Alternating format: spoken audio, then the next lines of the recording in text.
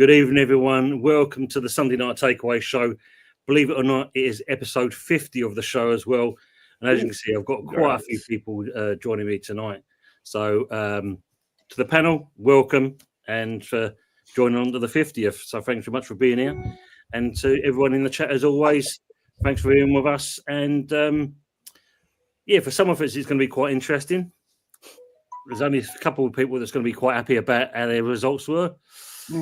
Some others at the moment, as you can see, in the middle of us is just some hot chocolate at the moment. He will be with us at the moment. He's just kind of consoling himself, wiping away the tears.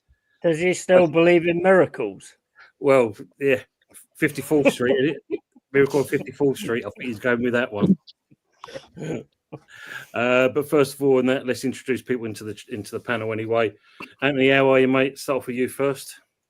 I'm not too bad, Tony. You're not too bad. Looking forward to tonight's show. And I'll tell you what a good panel we got here.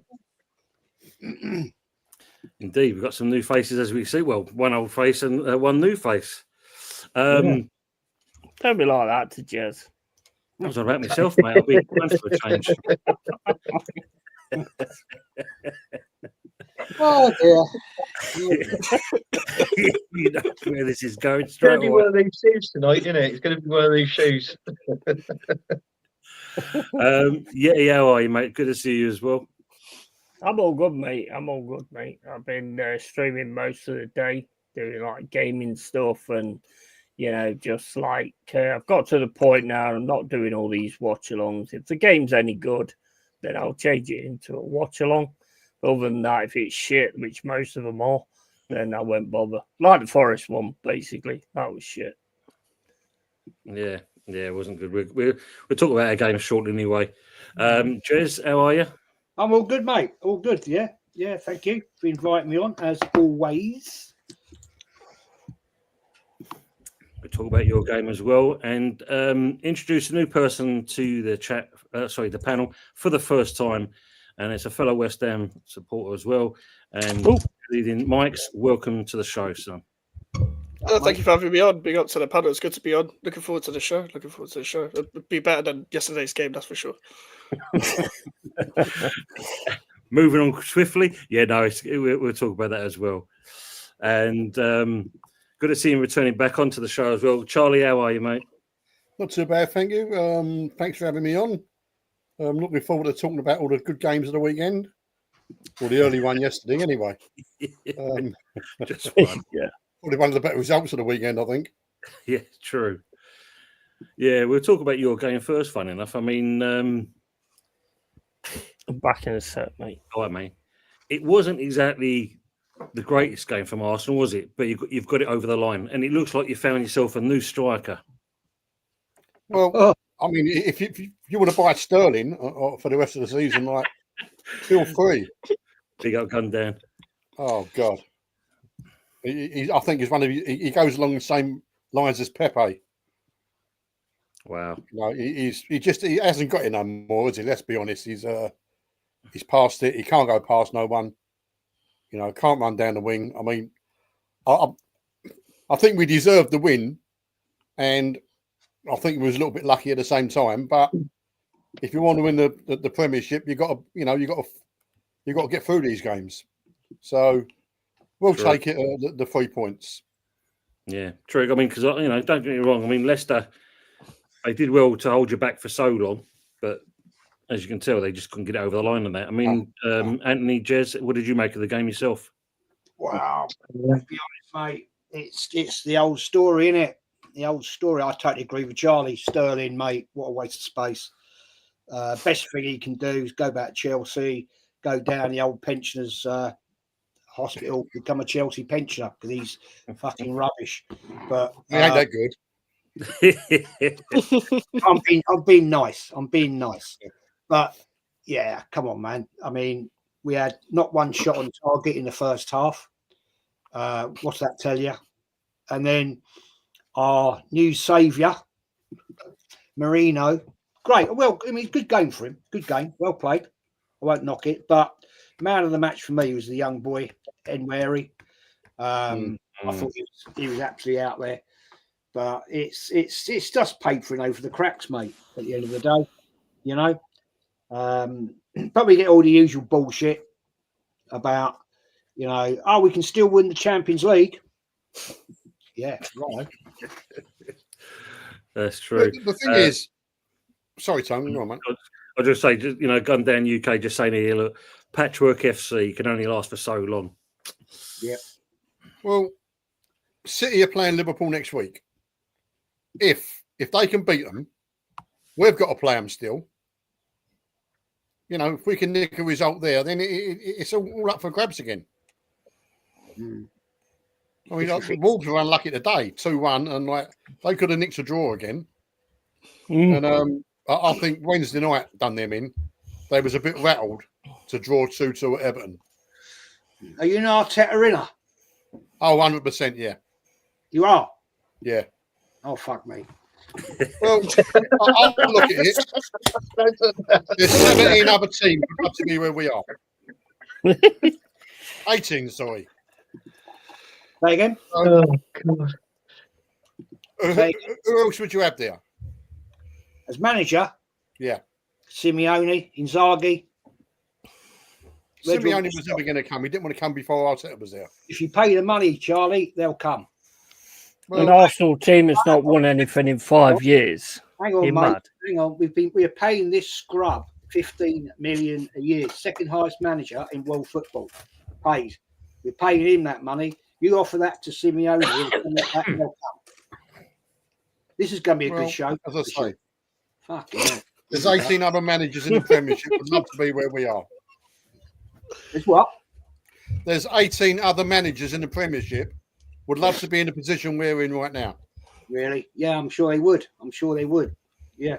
I can't disagree with you on that one. But you tell me then. I mean, I don't want to make this an Arsenal show. No, right? I don't want to get off on a bad foot here, but we are already. But at the end of the day, mate, let's be right. Let's put it right. Yeah. What has he actually achieved at this club? We're left with a short squad.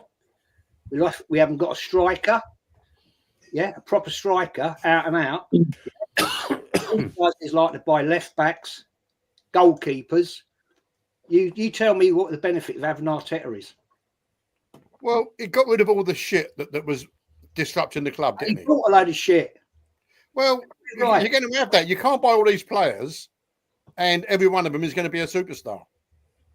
You know, it's like any walk of life, isn't it? Yeah, but it's his pick. His pick. He picked them. True. Anyway, leave it there. Yeah. Yeah, my It's gonna be a I'll be fiery honest one. with you. I can see Yeah, it. he's It's gonna be fiery a one, very one. fiery. My opinion is roughly the same thing. You know, I watched the game. I thought the first half was flat. It was like a lifeless plimsoll. It was just rubbish. It was nothing there within the first half. Second half was a bit boring. And it needed Sterling to come off to change the game, to bring Mourinho on and to change the game a bit. That I do get. And with Mourinho getting the 2 goals, you know, I mean, obviously big up for him for getting the 2 goals.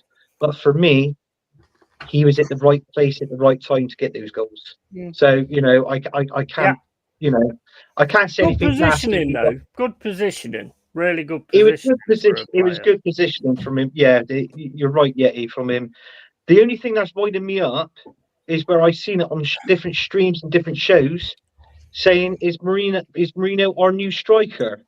But he's not a bloody striker. He's a defensive midfielder. So that's got up my news over the weekend, you know. And I've put comments in quite a few shows, and but yeah, I mean, don't get me wrong. We scored 2 goals. We won the game, kept the clean sheet, got the 3 points, and then obviously we move on from there. But there was times where I thought for that game, Leicester was going to score, and I mean, Yeah, and that's totally. and that's see from that defensive from Skelly, you know, where he actually pinged the ball out for the corner. Yeah. I thought he was brilliant. He had a good game, Skelly. I don't know why Mikel Arteta subbed him off. I was quite surprised with that, you know. But it's like I said, his substitution, bringing on Marino for Sterling. I can't fault it. But regarding we got a It was crap lucky team. again, to be fair. Yeah, he was lucky. Yeah, we got a crap team next week. They're called West Ham, and but I don't know. I just think that there's something there. Like, I mean, obviously West Ham is on a different wavelength to obviously Leicester City. They're a much better team than them. It's obvious. But let's see if Marino can step up and do this within the next game. I'm not saying he's definitely got to score, but all I'm saying is when Mikel Arteta picks his team, don't put Sterling in it. You just might as well play Marino. Just play exactly that same game. And my man of the match was the same as Jez. No, Warney, I thought he had a brilliant game. Yeah. For a Yeah, youngster. 100%. For a youngster, I think he's absolutely brilliant. And I'll be. Thought I would Rice be was a amazed. close second, to be honest. Rice was a close second, yeah. Skelly was up there for me as well. And it won't surprise me later on in the future that these two Arsenal players, these young ones, I think they have been called up for England, without a doubt. Yeah. Unless Arteta ruins them like he does the rest. Well, I hope not It's got- yet. I hope not. It's kind of mad to see how far Sterling has fallen. I know it's been coming for a while since he's left City. Like, it struggled at Chelsea, and then don't really know why Arsenal got him before it seemed like a bit of a last minute opportunity as like Reece Nelson went out on loan. So he's kind of just filling in the numbers. But with someone that as big as Sterling has been over the past few years, and now he's getting like outperformed by someone who's only 17. Like, I think Man United 17 and stuff like that as well. And Mourinho is playing up front. The problem I will say with Mourinho is that as much as like it may plug the hole for a quick sec, like if he does carry on like this for like a little patch, and maybe Arsenal will look at it and be like, okay, maybe we don't need a striker because if it goes wrong with Havertz, we've got another midfielder we can plug it up front, sort of thing. I think now it's just about getting results. Of course, like it's going to be interesting to see how Arsenal are like at this part of the season, chasing another team rather than being at the top for a long time and then dropping off. Because we've seen that when they were at the top for a bit the past couple of seasons, they couldn't really like carry on that same form until May. I think then again last year was one game, but for the first half of that season they lost 4. So that's kind of what deterred them away from the title in the first half of the season. But maybe them chasing might do them a lot more good. I personally think Liverpool are still going to win the league, but I think because neither team did really anything in the transfer window, you're kind of seeing who has a more ready-made squad for the title already, rather than who's actually building towards that squad. Because much as Liverpool need players as well, they've still got people like Van Dijk and Salah and Trent that can get them out of trouble. I think with Saka out, and it's a lot to put on Nwaneri to be like, maybe he's the next one to bail us out in terms of an Arsenal perspective. So it's going to be interesting to see how they change. But I don't know whether it's sustainable for the rest of the season because of how many injuries they're picking up. I feel like Arteta rushes people back a bit too much, a lot of workload. That we're playing full competitions all the time, and I feel like even when players do come back, he's going to rush them back unless there's already ready-made players that are playing more in their position already. That's always been our problem, isn't it?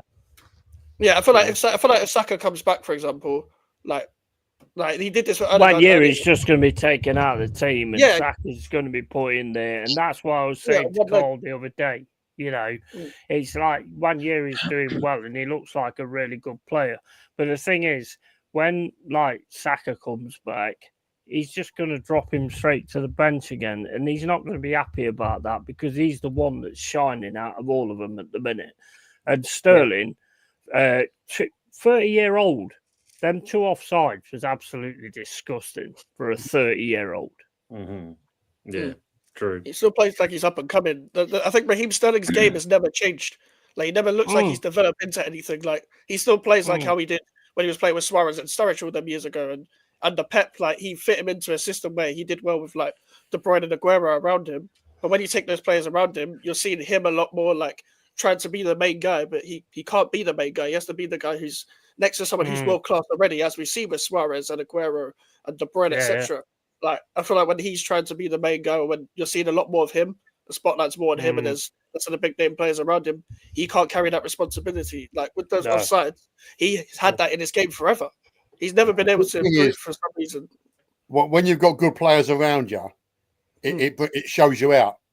Yeah, You know, Mhm, you can either be mhm. as good as them, or where they're so good, it shows you how poor you really are. Yeah. Charlie, can I ask you a very quick question, mate? Of course you can, mate. What is it that you see in Arteta that makes you think he's going to succeed or take Arsenal to the glory days? Well, the thing is, well, when we was bottom of the league, I knew then they was going to back him all the way. Otherwise, he would have got the sack. Right, and he got rid of all our trouble. Ozil, Aubameyang, you know, they was disruptive players. He's got rid of them. He's bringing players through from the young boys, and it's all right saying like he brings players back, but he does what he thinks is right. And I think that probably not this year. I can't see us topping Liverpool this year, but you never know. But you know what they say: be careful what you wish for. And it's all right Yeah, saying, but what player managers is are coming and Arteta made whatever. better? Huh? What player is Arteta made better? Well, Saka, Nweri, Lewis Skelly. Saka- He's brought them all Saka through. was already good. He never bothered with 1 year in. But he's a lot better Saka now, even though he's injured. He's not progressed any player. What? I mean, look, I'm not an Arsenal fan. I'm not getting involved in this. Jez, you deal with this shit because I'm Forest. No, fan. everyone's I don't got an care about opinion. Arsenal. But because I want to back Arteta, I don't mean that, you know, everyone's got their own opinion. But, Yeah, 100%. but I'm You, clueless. I think he's a clueless manager, mate. Personally. you just said another year. yeah, well, Yeah, well- if they sacked him, Jez, and brought someone else in, even Simeone, do you think he'd win the league in the first year? Probably. No. He's level. He'd do it quicker than Arteta's done it. He's a proven winner. Proven winner. Well, we had a proven winner in Emery. Got us to a European final, yeah, in his first year. Yeah, and look what happened that night. Yeah. Absolutely mullered by Chelsea. Because the players didn't turn up. And it wasn't just the players that didn't turn up, Jez. It was because, in all fairness, I'll be honest with you, this is my own opinion as well, mine. I don't think, obviously, we know Unai Emery wasn't backed like Mikel Arteta was. And the other thing as well, you've got to think, when Unai Emery was the manager at Arsenal, he had a hell of a lot of dead wood to shift out of that team, yeah, more so than what Arteta did. So, do you know what I mean? I mean, that final against Chelsea, we lost 4-1. If you remember back, the first 11, I mean, the right back, that was Cole Jenkinson playing right back, mind. Yep. You know, then we had the likes of Mustafi in the midfield, in the defense, and that sort of. So we had all these sort of players that weren't doing nothing, but Unai Emery was there and he got us to a final. I mean, we finished. What did we finish under Unai Emery? We finished 5th, didn't we, in the league? And The same players and for the final, aren't they? yeah, but on that in the semi-final of that Europa League Cup, when we was at the Emirates playing, did you hear all the Arsenal fans chanting? They were chanting, "We got our Arsenal back." I don't know if you can remember the game, but that was what they were chanting. And everybody, all the fans in that, was saying, "Yeah, this is great, this is good." And then for some particular reason, for a while it got stale. But the only reason why it got stale was because he wasn't backed. He couldn't make the signings that he wanted to. And like when a manager comes in, you know, like Unai Emery, in all fairness, by then he won round about 5 or 6 European trophies. So you know, what gets to me, Europa League on the spot, Europa Cups on the spin. on the spot, yeah, three times on the bench. Okay, he won the league with PSG because that was where he left and he left there and came to us. But it's easy to win the league with PSG because all the players, they're the team over in France that's got the most money in that league. But in all fairness, when you bring in a manager, it's like when you go to a job interview. If that CV in front of you, if it's not attractive, yeah, you don't get the job. Unai Emery's CV was attractive. That's the reason why he got the job, right? But then when he was sacked, and then I watched it on breaking news on Sky Sports News, yeah, that they were saying, "Oh, we've got our new manager." It was outside of a house, and then you had Edu, another guy walked out, and then suddenly Mikel Arteta walked out, and then that was it. We knew it was Mikel Arteta. And in all fairness, Charlie, I'm just going to say this, and I thought to myself, oh God, why have we got him? Because in all fairness, that at that time, Carlo Ancelotti was out of a job. I would have thought he would have went for Carlo Ancelotti at Arsenal, and Mikel Arteta was better off going to Everton to get a bit of experience under his belt for management. But obviously he wasn't. So obviously we ended up pulling the short straw. I get it, what Mikel Arteta has done. I get it, but he cannot take us any further. I can't see it. He can't take us that further to win a trophy. I mean, he's thrown 2 trophies in the bin this season. We ain't got the team to win the Champions League, so that's another competition we're going to go out of. And also, I don't think we're going to catch Liverpool. And you look on the last couple of games now. Look how form Man City's been in. This is the time of year as when with Man City, they put their foot down on the accelerator and they just ride through every single one of their opponents from now until the end of the season. So you got to say they're up there as well. It won't surprise me if they finish second. We've done it a couple of years, didn't we? The last 10 games we won 2 years running. We did, yeah. Normally with City, and they're normally up there anyway. They're normally on top of the league. They are up there, yeah. You know? But I'm just saying, with the way Man City are playing at the minute, I think they'll finish second. I do. I think it'd be Liverpool first, Man City second. We'd be lucky to get third or fourth. That's like I said, Charlie. It's my own opinion, but I've got no faith in this manager at the minute. Nothing against him personally, but I've got no faith in him. And the only reason why I've got no faith in him, the window. The thing is, the January transfer window was rubbish. The summer window was rubbish. We had in 5 years. In 5 years, you've got second. In 3 years, we've got third. Yeah. This is a thing. One for you, Charlie. 3 seasons, not 3 years. James is asking, do you think Arsenal will chase down Liverpool? Well, as I said, they've got City the weekend, and we've got to play them. A small word, but a big meaning. If City beat them and we beat them, then, who knows? It is a good running. But the thing is, it's all right saying we've finished second for the last 3 years. Without us, the league would have been won at the end of December.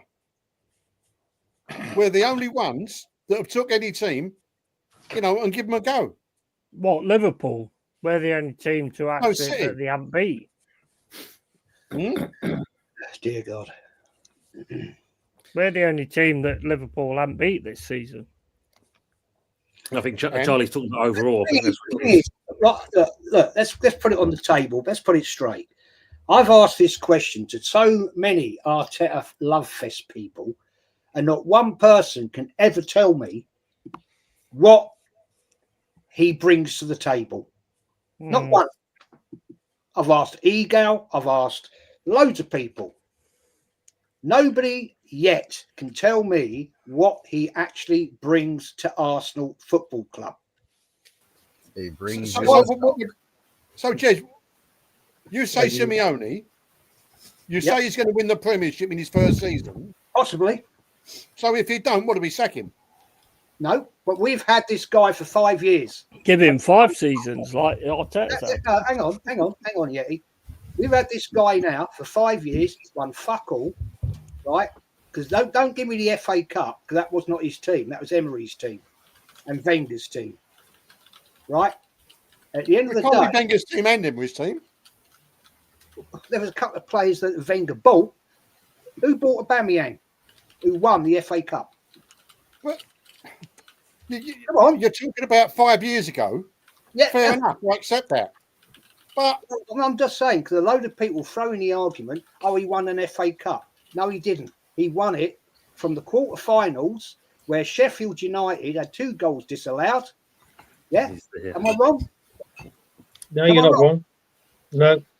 Man City, shit day. Chelsea lost their best player at the cup final when there was nobody there. Right, he won it. Fair play. Well done. We all thought he was going to kick on from there. Yeah, I did. I thought, yeah, well done. Let's go. Let's go. What's he done since, mate? Fuck all. Got rid of a load of players. Yeah, right. He got rid of Ozil quite rightly. Should have gone. Guy was a trouble. He was a trouble. Aubameyang and Arteta fell out. Fair play. Right. Never replaced him.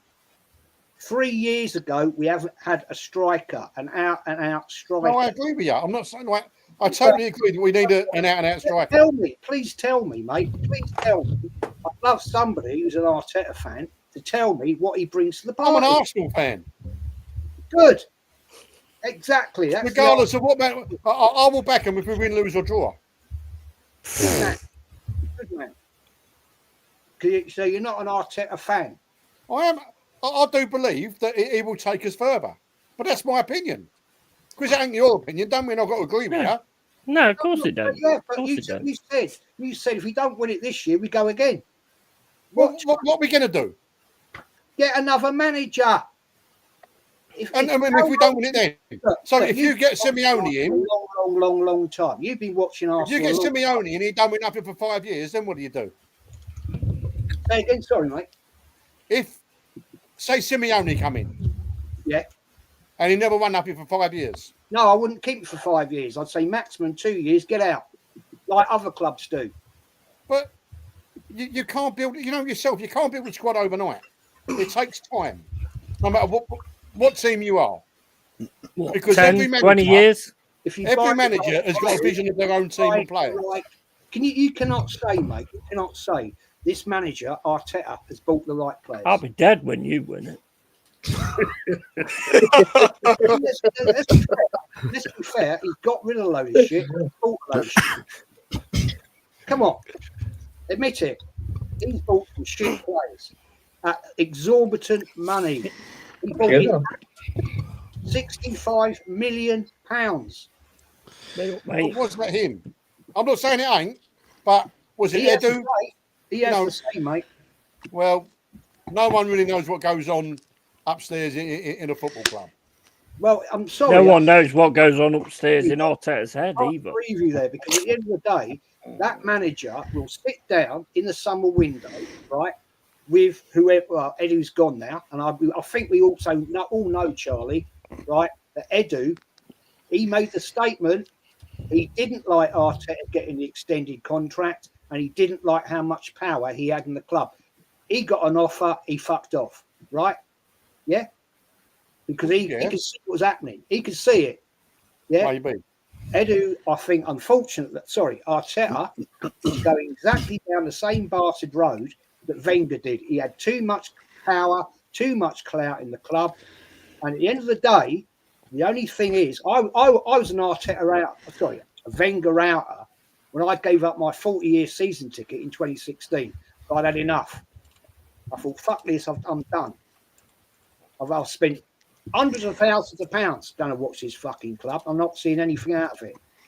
Yeah. The thing is, I think at the end of Wenger's tenure, 98% of supporters wanted him out. Exactly. He'd probably gone on 4 or 5 years too long. Yes. He Ty did. was the other 2%. Way too long. Way too You long. don't realise how lucky you are. You've had trophies and had Champions League and all sorts of what we're stuff. seeing What here- West Ham had fuck all. At least he won shit. Hey, well, Won you got your opinion. He won titles, 2 doubles. What's this You've- guy done? He's a scrub, right? You've he's never so- won the Conference League, though, Jez, have you, son? Never. You know what I mean? We can sing that to you next week. Oh no, we wouldn't want to win that, mate, because that's below us, like the Carrier Bag Cup. We don't want to win that, mate.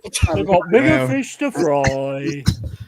It's all in our hands. You know, I just Well, look, we said the 50th episode would be interesting in that, and obviously it has kind of got to be quite interesting already. Basically, we know the situation with Arsenal. We obviously know that this manager is definitely going to divide the fan base. There's no two ways about that. You can clearly see it.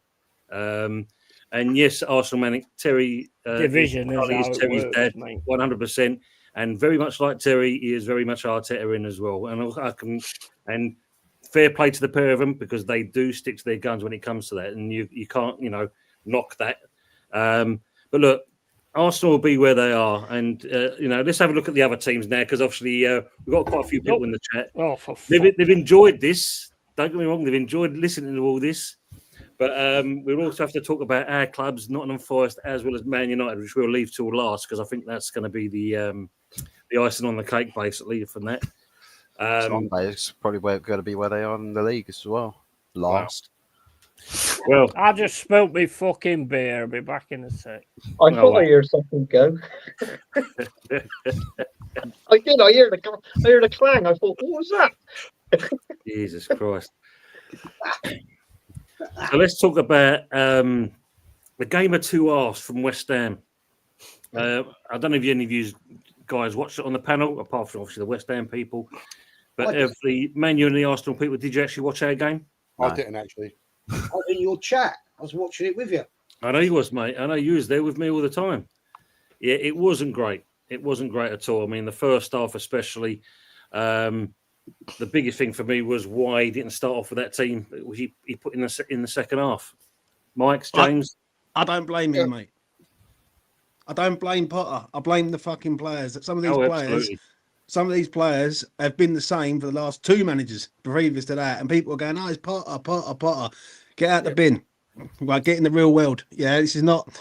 These players are shit. Some of them, and my biggest fear is that I'm happy that there's three shitter teams than us. Yeah. Because if we was one of them three shitter teams, we would be relegated this season. We're not good.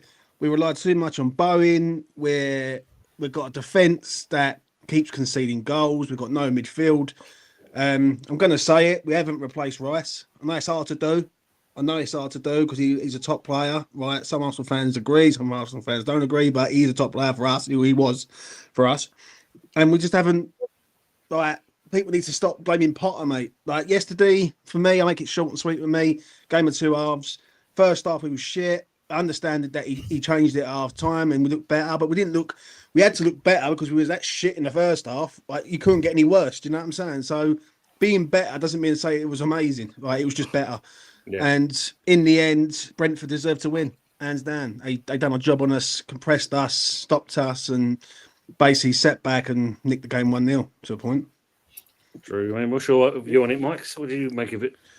Yeah, I had to watch the game today because I was out all day yesterday, so I couldn't catch it. I would have been at the game, and luckily I wasn't watching it back because this is the thing. I agree with everything James said. That this is the thing with what we've done over the past few managers. Like we've blamed some of the players and sometimes been the manager's fault, etc. But when the players consistently have the same behavioural patterns, it comes to a point where you stop making excuses for these players. Like I've allowed enough time for people like Mohamed Kudus, for example, under Lopetegui. It was like, okay, I'm playing on the left wing. I'm going to criticize you for what you're doing wrong, but I understand that it's not your most comfortable position or whatever. But ever since Potter's come in, someone like him, for example, when you have played more in the middle or more on the right, you haven't given enough of what we've seen from you in the past and the glimpses of what we've seen from you in the past. I do like what Potter's trying to do. Like I'm very much in the fact that I like this appointment. And I think it's a lot to ask for someone like him to install this kind of style of play within the middle of the season with no preseason. Whereas the previous manager had a preseason, and 8 months in, we still didn't know what he was trying to do. So he needed to go. It was his long time overdue, but he needed to go. But some of the big name players like a Paquetá, Kudus, or whatever need to step up. They need to stop giving away the ball needlessly in the first phase of play when we're trying to play out, etc. Like someone like I've been impressed with someone like a Wan-Bissaka this season. I haven't really got many complaints about him or whatever. And I think when Tadebo's got more fitness, he should come in for Mavropanos. I think could all agree on that as West Ham fans. But even with the midfield as well, I agree we haven't replaced Rice. I defended Alvarez quite a lot last season, but when at the start of this season, for me, when you got them red cards too close to each other against Forest and Liverpool, it became again the same patterns over and over again. When they need to get like slide in for those challenges there, I knew that this guy he's just too reckless. He just loses his head way too much, and I feel like I've said this when Potter came in. With the midfielders he had at Brighton, they had a certain amount of strength, power, and technical ability. Like he had Caicedo and Bissouma at Brighton. He had Lallana and Pascal Gross, who were all like good on the ball. can pass and progressive wise. And I don't think we have enough midfielders, or in fact, I'd go as far as say any midfielders that are good enough on the ball, like in deeper areas where we can progress it up. And people like Prowse and others and stuff, I don't think they're good enough at that. And even with Suchek, I know he's trying his best. I think he's done really well since the manager's come in, but at the same time, I don't think he'll be good enough when the manager wants his own team in terms of like in possession and the stuff like that as well. When you have to call back James Ward-Prowse from that man up there's team, that right, who's taking the piss out of us here? Because James Ward-Prowse comes back and he's a better midfielder than what we've currently got. Yeah, like, he was good in the second half. Like he should never have been loaned in the first place. Yeah, that's the first thing. I think we've got a lot of problems. And the next 3-4 games, if I got this right, we've got Arsenal, Leicester, Newcastle, Everton. We need to pick up a result somewhere along the line. And honestly, I don't even see it. Look, at this rate, I feel like Potter is trying his best with shit tools. And the geezer needs machinery, not fucking rusty old tools. He needs people to go in and do the job. He's got goalkeepers who can't play at the back. He's got a centre half who's shit in Mavropanos. He's got Alvarez who's a walking yellow card, and he's got a front line of players who, I'm going to be straight, I don't know where they're going. I don't know where they're going. Like Evan Ferguson for me, we've signed a player that we're going to develop for another club. How the fuck does that make any sense? Do you know what I'm saying? Like, it just, for me, it's a lot of stuff. There's a lot of stuff. And it starts at the top, it works its way down.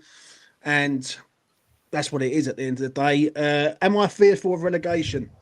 And someone just said it to me on Twitter just a minute ago. Oh, don't worry about it, James. We're fine. Fuck me, mate. I've seen West Ham go down on 43 points. Yeah. Until we're safe, until it's the final game of the season and we're 4 points clear of safety, then I'm happy. But until that time, West Ham are never too good not to go down, mate. Yeah. I hate that comment. You're too good to go down. It just does my fucking head in. Yeah, I just agree with the point earlier about that. My exact thing about match reaction yesterday was we're lucky that there's 3 teams worse and 4 teams worse. Like Wolves, Leicester, Ipswich, and Southampton for me are battling it out. Like obviously, you can never say that you're guaranteed to stay up or whatever. And that's the thing. Like I don't know who's going to go down on them 4 specifically, but for me, I'm not worried about going down. But you can never be sure, as you said, when it comes to West Ham, because it's West Ham. Like you're never too sure what's going to happen. And I do agree with the points earlier. It's just like for me, like it's a repeat cycle from the top. Like it's never going to progress anywhere unless the top fix up. I've had such a mess up the top in terms of structure and some stuff like that as well. It feels like nobody is aligned in the same direction at the club, and I feel like it was kind of the worst time. As much as I wanted Potter to come in, it's the worst time to sort of hire him in the middle of a January transfer window. And also, you should have hired him after the Leicester game, where it wasn't 1 day before an FA Cup game where you had 1 training session, which was kind of ridiculous in itself. And I agree with the Evan Ferguson point as well. Like we're just developing him for another club. So either they sell him for a bigger price to another club where they'll price us out, or they'll just keep him because they see him as a good option if he does well here. There's a lot. There's a lot. And when I do hear it from other fan bases about their clubs, I can understand it. But they're never in fear of going down. They're always in fear of going down. And any West Ham fan out there goes, right, the old guard used to say, well, we need to get to 40 points. That's the first thing. Get to 40 points and then we're good. But the biggest fear with me, I'll just say this quick and I'll let anyone else wants to land. Yeah. At the end of the day, I think if West Ham ever slipped into that position this year, I don't think they've got the people in there to get them out of it. I think Mo is a player that is flat. His mindset on the move elsewhere. We've got too many people, too many passengers at this club. And when you have, no disrespect to James Ward-Prowse, because I never wanted him to go in the first place, but when you have to bring a lone player back, didn't want him either, right? I know you didn't, but when you bring a lone player back, and he looks better than what you currently got, that tells me all I need to know about what's going on in behind the scenes at West Ham, mate. To be honest. Yeah, that's the thing. There's a lot of points between it though, as well. Because I mean, Wolves are 19, you're 27. Yeah, but what it is, we've got 10 points but we've got Leicester. Well, I'm not being funny. We ain't beating fucking Arsenal, right? Well, we ain't drawing against Arsenal, right? If Arsenal score first, Arsenal will roll us about 2, 3, 4, 5. Even if they ain't got any strikers, the big one's Leicester on the Thursday night. If we lose that game against Leicester, then panic stations are going to start appearing because then we've got Newcastle. We've got Newcastle 10 days later, and then we've got Everton away, which fucking hell, the David Moyes in that thing, and which is still carrying on now to this day, is driving me completely mental. Got half the fan base who literally can't let go of the ex-bird, and then you got the current fan base who are trying to get on with the new bird, but the old bird keeps appearing. Do you know what I'm saying? It's just, honestly, mate, it is a fucking joke, honestly. And some of them I'm sort of strangle, and I love David Moyes. Listen, David Moyes gave me my best moment in 2023 of my 38 years of life, and I will never ever forget him for that. But sometimes in life, it's like an ex-bird, you've got to let it go. Or an ex-wife, you've got to let it go and move on to bigger and better things. Do you know what I'm saying? Definitely. Too much of an online. Have you got a star in your shirt for winning that one? Yeah, it's probably Sullivan charges extra for that. 100%. 100%. We know what the Yeti's. They've got a chocolate store. They ain't got a real one. I'd had to throw it in there because we know what the Yeti is. He's going to come out. They've got one like what you get in a Kinder Egg. What about we won the World Cup in '66, West Ham? So don't worry about it. We've got our one star already. We're there. Done. Simple as that. Question for the West Ham boys. Gundown UK, big up to yourself. And he's saying, how long before Kudus wants out of West Ham? Nah. Probably does now, yeah. I was going to say, like, his agent's probably already talking. He changed agents not that long ago. And to be honest, before this season, I accepted he was going to go, but I thought he'd have a good season this season. We sell him for the release clause. We'd be lucky to get even half of that the way he's playing right now. And that's why I have high expectations for the bigger names at this club, because you've got to step up. Like, anyone can be criticised at this club. Just because you had a few glimpses of good performances doesn't mean when you go on a bad run of form, I'm not going to criticise you. There's no such thing for me as credit in the bank when you're not performing now. Do better. I don't think he's a bad player though, right? Listen, I think his confidence is shot to shit. Yeah, listen, Lopetegui does that to people. Like he's done that to enough all our players. Yeah, so I don't think Kudus is a bad player. I just feel that he's just lost his way, and sometimes you can't keep defending the indefendable. Like you just can't. I can't keep defending this man when he's playing shit. Do you know what I'm saying? So, like, he's not 85 mil. I know that right there. Right. And if someone comes in the Premier League and wants to pay 85 mil for him, I think they're on drugs, if I'm being severely honest. But it goes sad. 38. 38 million. Yeah. His release clause is 85. And the thing was, Charlie, in the summer, I think it was 1st of July, no one triggered it. No one came in for him. That's why he's still with us. Now, probably, at the time, he probably would have been worth it when that season before, when he was decent. But since, as James just said there, when Lopetegui came in, I've said it, and Anthony knows this as well, and most of the boys on the panel know it. For me, it was the Spurs game when he got himself sent off. That was down to Lopetegui and frustration. That was, in my eyes, that was that.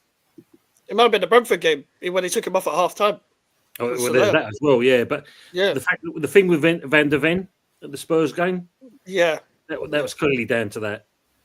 Yeah, as James said earlier, that's what Lopetegui does to you. Literally, somehow made every player look dejected out there, and every player look way below their standard. As much as they're not performing now, you can still see that Potter's getting something out of some of these players. I said way before Potter came in, like every midfielder that we have, if you're going to give Potter the long-term deal or whatever, would need to be upgraded on, but for the way he wants to play. Simple as that. He had a certain amount of power and technical ability at Brighton with Caicedo and Basuma, etc. We ain't got that. And would you West Ham boys have Moyes back? You done me there, son. No. You answer. Who wants to answer first out of the three of us? I'm still saying no, but I'll answer it. I'll answer first of all. I think if you look at it for me, Charlie, his time was done. The season before he went, I'm sure it was put on the table then that his contract weren't going to be renewed, because how he was on that last season before he went was nothing like the previous three. You could tell he was just going through the motions, in my eyes, he was going through the motions, and it showed the way West Ham played. But that's my opinion of it. I agree. I agree with Tone to a point, but there is some things that was taken out of context massively from our fucking owner. Now, when someone hands you a contract and the man says, right, I'm going to wait because like some of the terms and conditions on the contract ain't right for him, he's got the right to say that. In any form of business or work or whatever you do in life, yeah, you've got a choice, yeah? The moment Sullivan pulls the contract away, it's an insult. And I understand why Moyes said, you know what, fuck you then, to a point, because I've done this, I've built this club up, right, with 8th, 6th, 7th, 14th, trophy, 9th. That's not bad going for West Ham United Football Club, considering we've only finished in the top 10, I think it's like 8 times in the last X amount of years. Would I have him back? Do you know what? When you look at Everton and the stability, my key thing with West Ham is stability, because we lack it in many departments. And Moyes did make us stability. Right, he sort of shut the noise from Sullivan and all that. So if someone said to me right now, would you have him back and reset everything again? I probably would do, mate, if I'm being honest. I really would. Yeah, not to say anything against Potter, but when you've dealt with Lopetegui, Pellegrini, Bilic, yeah, and people like that over the years, and you get to a David Moyes who basically stabilised everything and took us on a journey. Who am I to say no to that, mate? If I'm being honest. I think. So, I agree. Moyes in or out? And me? Was it Moyes in or out? Nah, I backed Moyes all the way to the end, man. Right, because he's the manager of the club, yeah. And for me, I felt like there was two sides of the coin. People have got this entitlement that they think we deserve better. I've got a realistic entitlement to say that what he was delivering was better. And there's two. Like, I'd rather see what's in front of my eyes and contain that. And I was worried. I'll be straight. I was worried because I know what Sullivan's like as our owner. He always goes cheap. He always goes with a free sort of appointment. He does it all the time. And he proved it in Lopetegui. He brings him in and it's just a disaster from minute one. So, no, I was never Moyes out. It got to a stage, though, last year, and Tone knows this, it was getting draining. Any time we would win a game, we'd be saying, well, come on, like, we've won a game, let's try and think positive. And people would say, oh, yeah, but I want that fucking manager out. And I'm thinking, well, hold on a minute, like, come on, you've got to look at the game first, yeah, look at the players, and then look at the manager last. It felt like people were looking at the manager first, the players second, and the game last. And it was just all ran the wrong way for me. Yeah, even though I wanted Moyes out, I thought the way I think I've been Sullivan handled cancelled. I thought the way Sullivan handled the Carry on, mate. I thought the way Sullivan handled the contract situation was just poor, because it felt like when Moyes was talking about it on the overlap, it felt like a typical Sullivan thing of, well, I tried to offer him a contract and he rejected it, sort of thing. So you can say that he tried to get people off his back, sort of thing, in a typical Sullivan move. But like, if you offer a contract and then after a couple of games you withdraw your contract, like, we all know what's going on. Anyone that's a West Ham fan knows what Sullivan is like already. That's just a typical Sullivan move. Like, you offered him a contract after beating Arsenal, and then 2 games after that, then what? Like, kind of says all you need to know about the owner itself. And the thing is, as much as I like Potter, he's going to be restrained a lot, depending on what the owner gives him, etc. Is he going to have the recruitment team around him the same way he did at Brighton? I doubt it. Unless he gets even the personnel in, are they even going to have the power, or is it going to be a whole fighting a power situation at the top again? So we'll see what happens.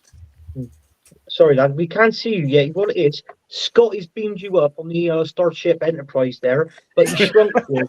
You're in the middle. I could just give us a wave. Right? Well, you wouldn't say it if I did. Just going to come back to the West Ham boys, because there is look, Mike's put in here and there. Do you think West Ham will need to sell before you buy? And I think it's quite obvious that we definitely need to do that. It's who we sell, though. That's the question. Well, we've got too many people that we need to sell. Got too much Deadwood in the club, mate. Like, too much Deadwood on a lot of money. Like, Danny Ings is on 125 grand a week. Let that sink in.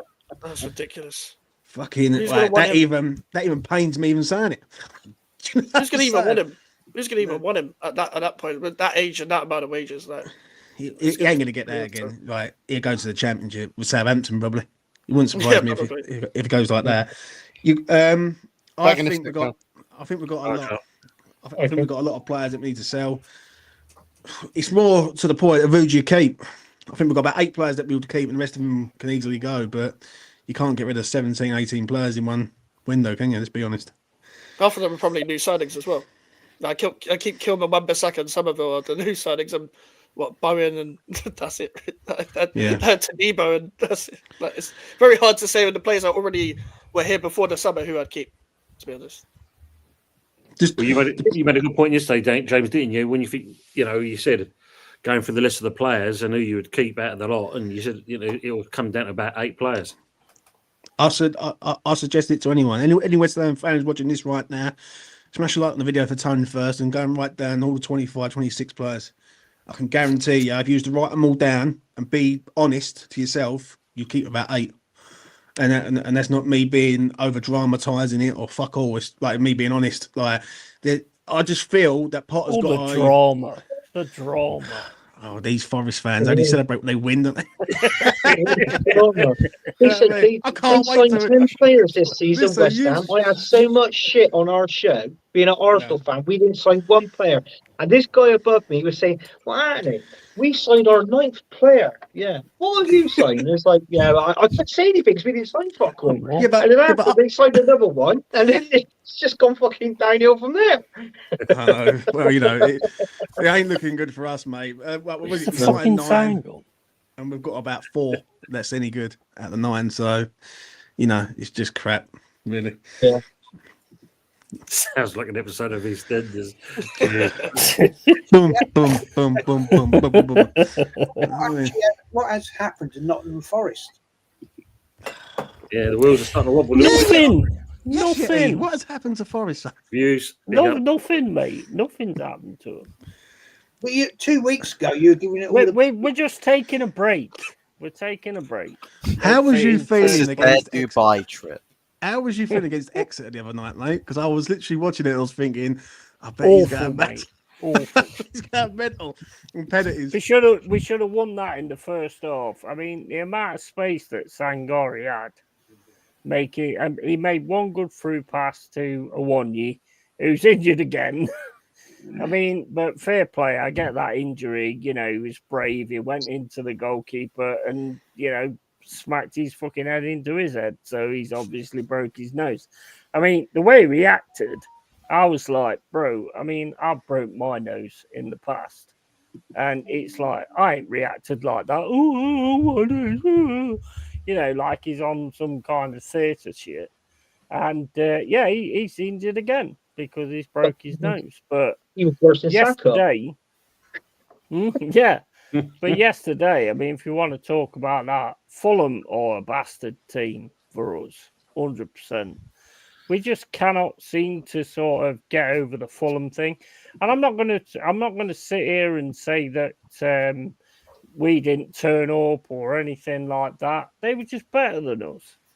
They was absolutely better than us. I thought for the first 10, 20 minutes, I thought we was decent. We was doing some decent passing and stuff like that, keeping quite a lot of the possession. But then they break and for fuck's sake, Emil Smith Rowe, my fucking big toe's taller than him. How does he get a fucking header? It was ridiculous. Absolutely shocking. But you know what? We're still third, and we've still got 2 European Cups, so fuck you, Jez. You do know you've got us on the final, on our final home game of the season. It's West Ham United versus Forest, and we're going to end the dreams of the Nottinghamshire Massive. You'll be You ain't crying in ending no your winter dreams, bit as mate. we speak, 100%. You know what I mean? The only past three dreams people I now. see you, dreams I see you taking part in at the minute is nightmares. So you I ain't know, ending mate. no dreams. I know, man. That's a guaranteed 3 points at the LS, mate, for us, 100%. Ward Prowse free kick winner. Imagine. It's on the card, isn't it? Ward-Prowse comes back and imagine 100%. Imagine you get Conference League because of Prowse. That is just poetry, isn't it? Finally scores a free kick.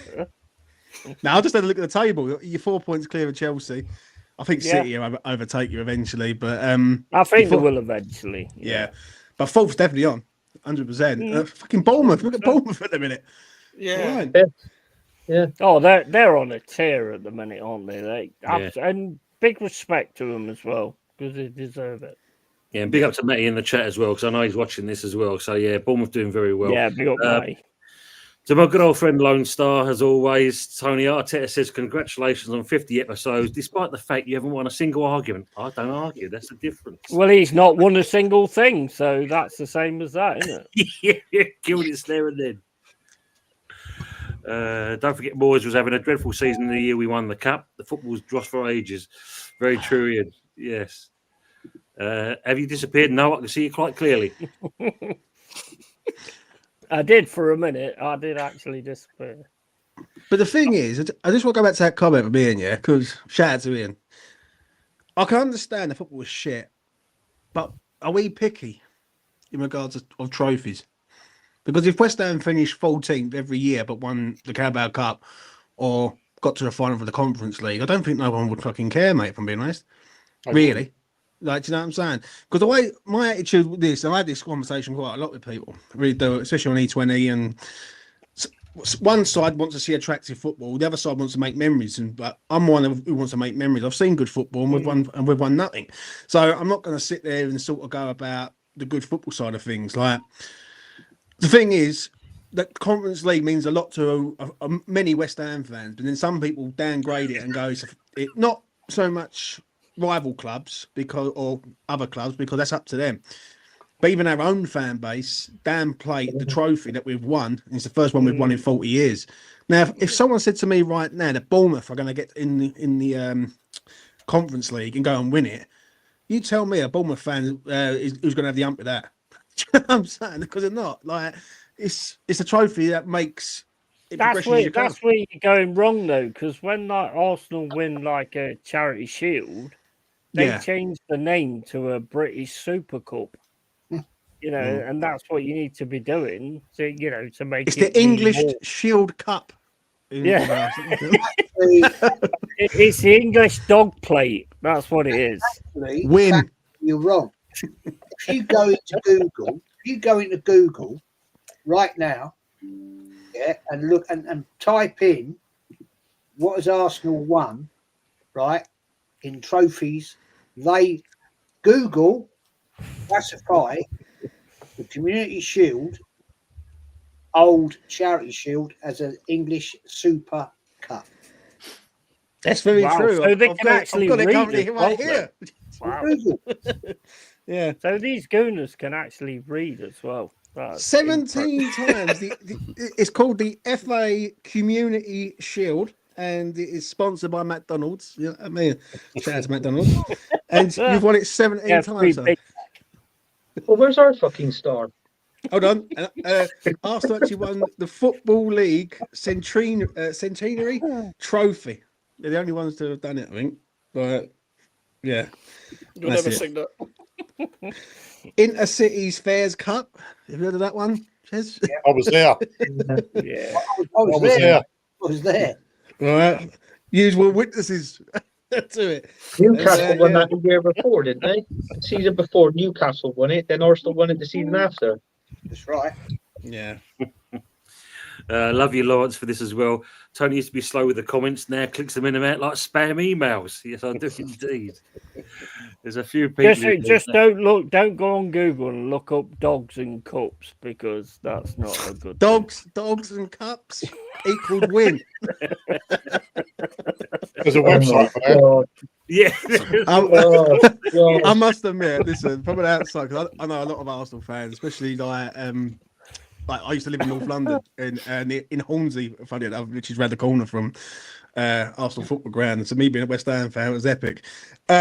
When I used to hear a lot of stuff that Arteta does, it does baffle me. I can understand the frustration, because you don't act like that and do sound effects and light bulbs and dogs and things like that. It's just fucking, it's a bit mental, isn't it? Do you know what I mean? That's not even me taking the piss. I'm actually being genuinely serious. Like, it sounds like a bad porn movie, to be honest, doesn't it? It does. We're doing samba and yoga. That's what we're doing now. We're doing samba and yoga. Mikel Arteta's got us doing. Our players. Say that again. Yoga. Yoga and samba.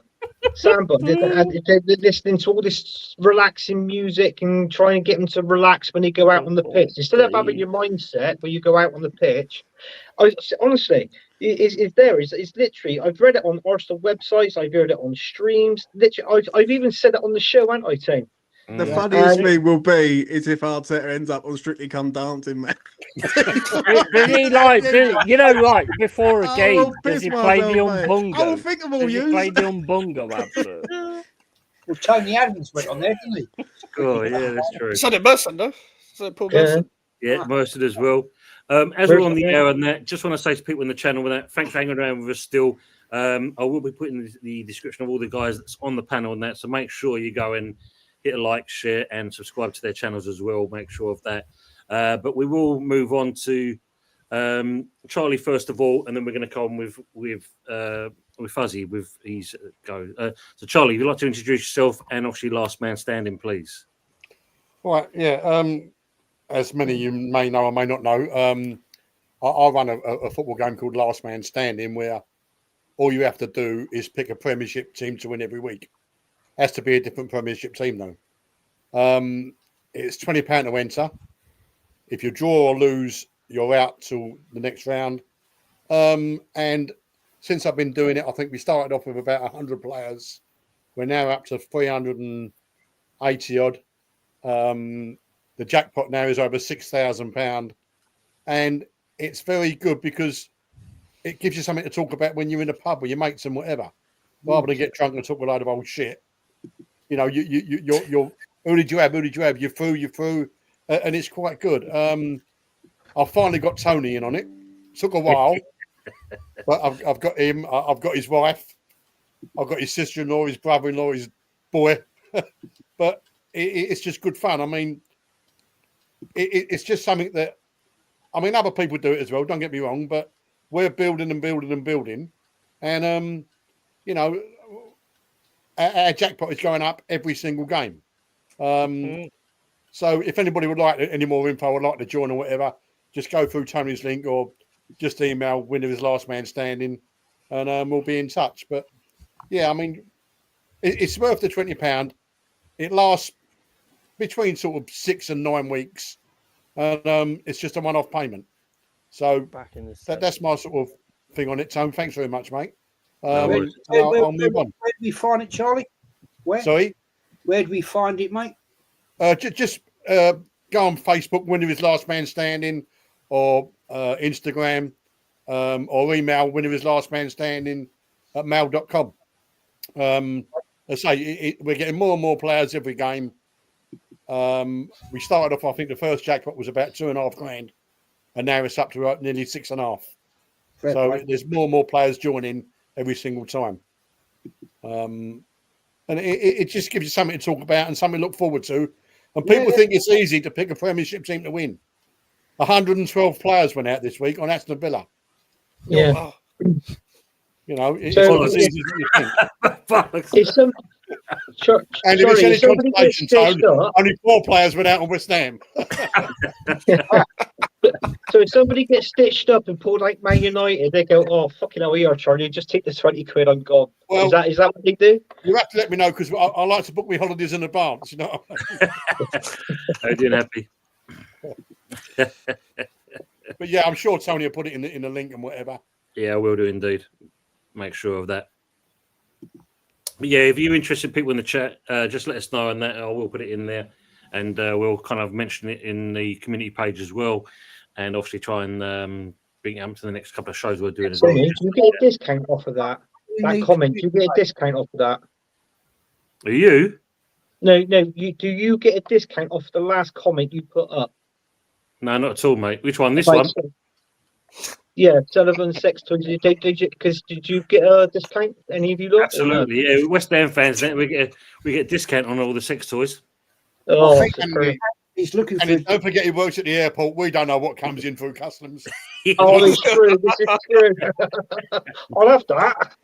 Oh, Anthony's obviously looking for discount. Yeah, it looks like it. Yeah. I'll tell you what, that the weird shit that goes on down that West Country, man. Seriously, you know what I mean? dear, oh dear, oh dear. Oh. So, quick one for you West Ham fans or West Ham things, yeah? If Potter comes second in the league this year, what would you think about it? How the Is it fuck something has he you'd done aim that? for? Yeah, I think how the fuck has he done that? To be honest. You'd love it, wouldn't you? Yeah. And what if he comes second again next year? I'd be like, how the fuck has he done that again? Well, I say he's fucking. I say he's It'd be unreal, wouldn't consistent. it? And you'd want him sacked, wouldn't you?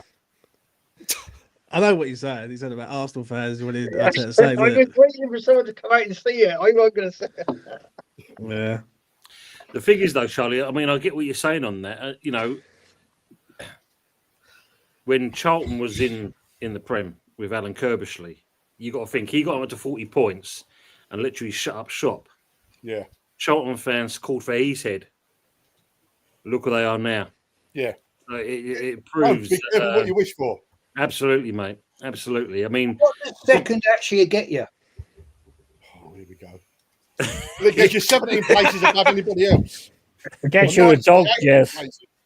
Well, Get no, to the dog. let's be honest. Let's be fair. Let's be fair. Let's be honest. Coming second So would you rather we finish 8th or 9th then?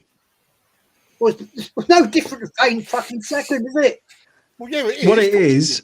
What it is, I just want to say this, yeah, is that I think where he's been here for such a long time. How long has Arteta been here now? 5, 6 years, isn't it? 5. 5, yeah. 5 years. Yeah, because he was there. He was there Nobody when- remembers second place. he arrived 2 weeks before Moyes arrived at West Ham. I think it was 2019 he signed for Arsenal, Arteta.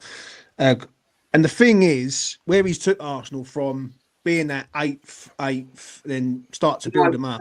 No, you're wrong. But where am I wrong, Jez? He's Arteta was eighth, fifth, second. Fifth. Right, so he's eighth, fifth, second. So he won the hasn't FA Cup. progressed. Right.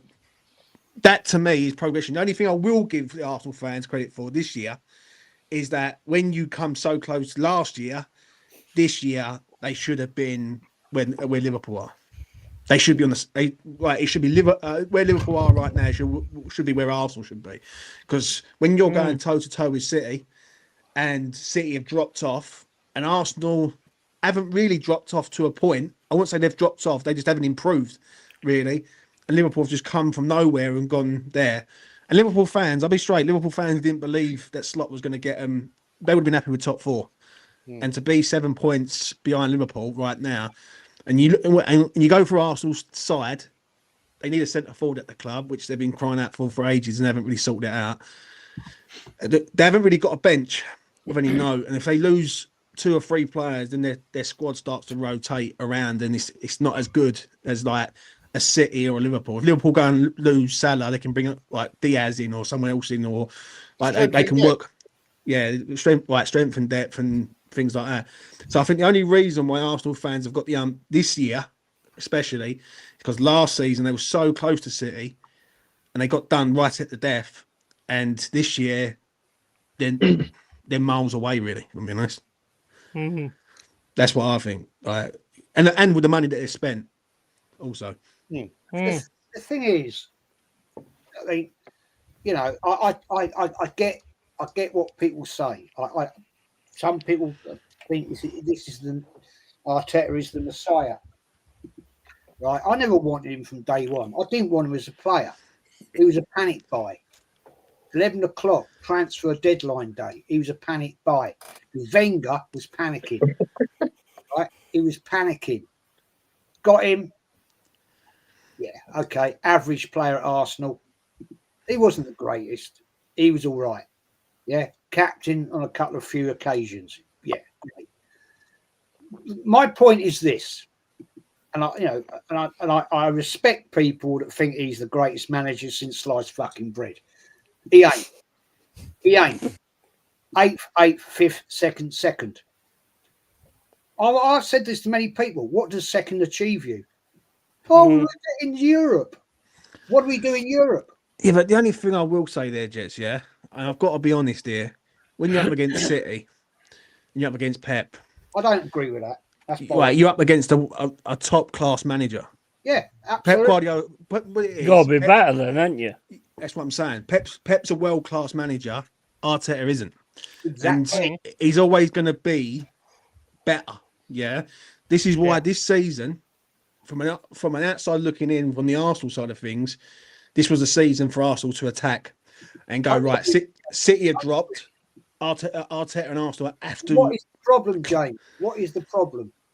I think from the outside looking in, I think it's personnel. I think not getting a striker at the club who's going to bang in goals consistently, that's a problem straight away. I think if Saliba or Gabriel go down, you're scrambling for players in that area. Yeah, it's okay. Mate, It's we've having the lost- two, and if one of them goes down, that's that. I think Saka is a overused player. Very much overused, and what it is, Arsenal have to use him because they've got no one else. Obviously, Wanyeri, who they've found, he's doing well now, but he's not on Saka's level. You need someone who's just He's below going to Saka. be overused as Oh, yeah, well. Yeah. He's only 18. And He's then you got the midfield. The midfield for me, like the Declan Rice discussion, really does grind me because Arsenal fans think he's an 8. Can I ask you a question? He's not. He's a 6. Whose fault is this?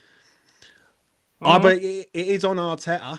It is on Arteta, especially this season, because I think the striker front is. But you can't. My attitude is you can't knock him for what he has done in the 5 years. I know what you're saying. One. He hasn't He ain't done anything. done 5 years. He's 50 won a fucking FA Cup and a fucking dinner plate. What else has he done? Two dinner plates, don't forget. Two. Yeah, two.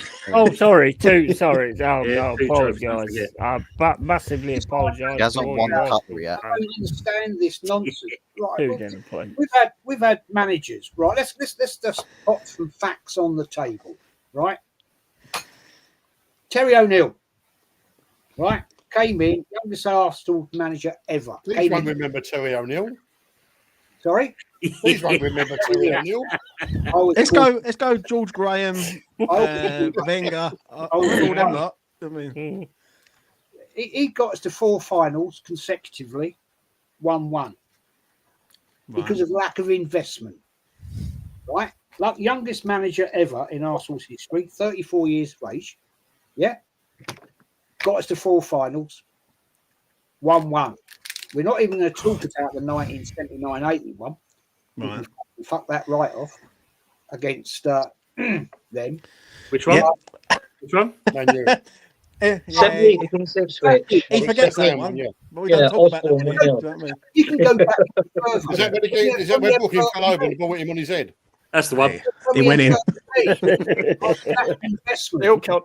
One of the you can't deny it. One of the best managers Arsenal's ever had, Bertie Mee, right? Got Right. first European trophy, double wins, yeah. 2 League Cup finals, lost them both. Lost to Leeds, the great Leeds United's team in '72, right? Right. He got binned off, no investment. Nearly got relegated in '74. Still no stars. In comes Terry Neal, right? 3 FA Cup finals on the bounce and a couple of right? And then we lack of investment again. Move on. He got sacked because I was one of them that went up to Islington Town Hall, get him out. Right? Right. Yeah. Yes, In but the- that's when football was a sport. Sorry? It's business now. That's when football was a sport. It's not sport no more, it's business. Yeah. I agree. Yeah, you're right there. You put it all together. I agree with you on that. I What agree. it is, Jez. Listen, I understand what you're saying because the frustration is you've built up a side and now you've got to go and win things. I get that. I understand that. Listen, I'm a West Ham fan. We don't win fuck all, right? But I understand the mentality of it. Like that, you now, like it's okay working a 2, 3, 4 year plan, but at the end of that 4 year plan, you've got to see a return, and there's no return there. I think more so this year than any season. I think because where City have dropped off so bad, and Arsenal really. I don't want to be rude, but have Arsenal improved this year? I don't think they have. No. I think they've just No. No. stalled to a point. I think they're just stalling along and they're not gone up or down. Now, an ambitious owner, so to speak, goes out and gets you a centre forward in the January window. Like when you look at the City player who scored that trick yesterday, Mamouche. Like if Arsenal are serious about doing something this year, they go and get a centre forward. Do you know what I mean? And sometimes I do look at it and from the outside, and I think, is this Arteta or is this the ownership? Also, you got to look at the owners and all on this one, and think, are they really up for it? Do you know what I'm saying? Because Totally agree. I don't know whether they are. Totally I don't know whether they are, mate. And as I said before, no one really knows what goes on like upstairs. Nah. Yeah. Any manager can go to a club and they go, yeah, we'll give you this, we'll give you that. We'll buy you this, we'll buy you that. And then don't do fuck all. I think there has to be a time limit though with Arteta, i.e., like, because how long do you keep persisting? What, with 20 years? Like, yeah, like, see, like you've not, yeah, but in all seriousness, you've got to be. There's got to be a time limit to say, is this right? I think that's dead by then. Let me Or just can he get us over the line? Let me just give you this absolute fact. Right? Hmm. It's a fact. Even Mike, he's a young lad. He'll be dead by then. No point. Arsenal's in no point. You know, yeah. And at no point in Arsenal history have we gone this year, this long, with a manager never won anything. Never, ever happened. Yeah, but is that? I understand what you're saying. I do. I get that side of it. But has football changed, Jez, to a point? Because let's have it right. City will have been winning fucking everything. Yeah, City have like money pumped into there for years and been winning everything, and no one's been close. Right? And let's have it right. When Liverpool won the league a few years ago, they had to go toe to toe with City all the way to the end, and literally they done them by 1 point or goal difference, I think it was. Do you know what I mean? But I get the argument. Like for me, from an outsider, if I was looking at Arsenal, I would say, right, this year you got to assess what's happening next year, right now, because if he doesn't win the league this year, which is looking highly unlikely, can you persist with this and keep finishing second and third? No. Because it ain't going nowhere, is it? Let's be honest. Sustainable, basically. That's what it comes down to. Also, when Liverpool were competing head-to-head for them, they were still picking up more cups and the Champions League along the way. I think they only went one season when they were challenging for the league without winning a trophy. Like, they still picked up a Champions League 18-19 and won FA Cups and Carabao Cups along the way as well. But what the problem is with Arteta, I think he's proven that, like he is just a young manager, because, like, when the Mourinho comes into Chelsea, when the Pep comes into City, and the Klopp comes into Liverpool, just for examples, they go and win the cups first, as well as winning the league to install a winning mentality. Now, despite the FA Cup, when they are challenging for the league, instead of like trying to go for the cups as well, so they can start off with the Carabao Cup and then know what that feeling's like, so they can take that into the rest of the season. They dump that away so they can put all their eggs in one basket. And despite doing all of that, you take a big risk into just going for that one trophy, and then you come out with nothing. Yeah, but I don't think. Can he keep on going on with being second without taking the cup seriously, like FA Cups and Carabao Cups? Yeah, but I don't think a Carabao Cup would be. I just want to say this, Jez, quick. Yeah, I'll let you land. Yeah, I don't think a Carabao Cup. Can I Fuzz actually say something, because we're going to come on to him. Yeah, you're going to come on to him. That's why I've left the Jose comment here, because we're going to come on to him in a minute. Well, I just want to say this quickly to Jez. Yeah, right. What it is, I don't think a Carabao Cup would be suitable for Arsenal right now. If Arsenal would have won the Carabao Cup, I don't think Arsenal fans would have been happy with that, right, and finishing second. I was saying, even in the previous seasons, they weren't winning a trophy, though. They didn't allow it to take it seriously, so they know what it's like to have a winning mentality, so they could go on and win the league. Yeah, like when they started with a couple of years ago, when they first signed the Zinchenko's and Jesus and stuff, they were in the Europa League, and they binned off the Europa League to Sporting, binned off the Carabao Cup, and binned off the FA Cup, and they didn't win any trophy before that. So, unlike it'd be like what City did. One of Pep's first trophies was the Carabao Cup. It could be worse. We could be Fuzz. So Fuzz, over to you, son. Yeah, so we're going to come on to him. Yeah, because obviously, look, our great friend Jose from El Toco Corral's just come in. Evening, lads. Coming, you Spurs. We got a win finally. Levy in. Fuzzy, obviously, you must have watched your game today, and that. I mean, what did you make? At work. Oh, was it work? Yeah. No wonder you come in happy then early on when we first was talking. Yeah, it's like when you let off a balloon, a fully blown up balloon, and you just watch it fly around your room, just making a farting noise the whole way. That's kind of me as the evening's gone on, as I've sort of let the weight of this just sink in, that it sort of goes past results now, right? It's not just about a game of football for us Man United fans. It's the club itself is at the whole thing Manchester United is at risk. We are going to lose this club if we don't, as a fan base, as a collective, pull the finger out. We saw Spurs' biggest ever protest known to man ever today, and they want their owners out. We want our owners out. We've got a scheduled protest coming up again on the 9th of March against Arsenal. I wonder if somebody's going to, start invading the pitch again and try and get a game cancelled. I mean, talk about symbolic if that happens. But, geez, it's just like today, the bench today, the squad that we have, I mean, it took one training session to essentially see 4 first-team starters straight out of the picture and absolutely no adequate backup in the slightest available for selection. 2 more then get an illness. We've got Bruno Fernandes, who played like he was ill, but to be honest, he was probably playing like he had piles rather than an actual, a contagious illness. But if anything, it's just the picture that this paints. It's like this is Ineos 2025 when the bench, there is only one player on the bench today, Tottenham away, that is senior. That is, you could say, over the age of 20. And that was Victor Lindelof. Yeah. That is the only senior player we had on the bench today. Everybody else was academy graduate. Everybody. Is Almiron in trouble for you, Fuzz? Well, he's Because- basically the captain of the Titanic at the moment. The ship is sinking.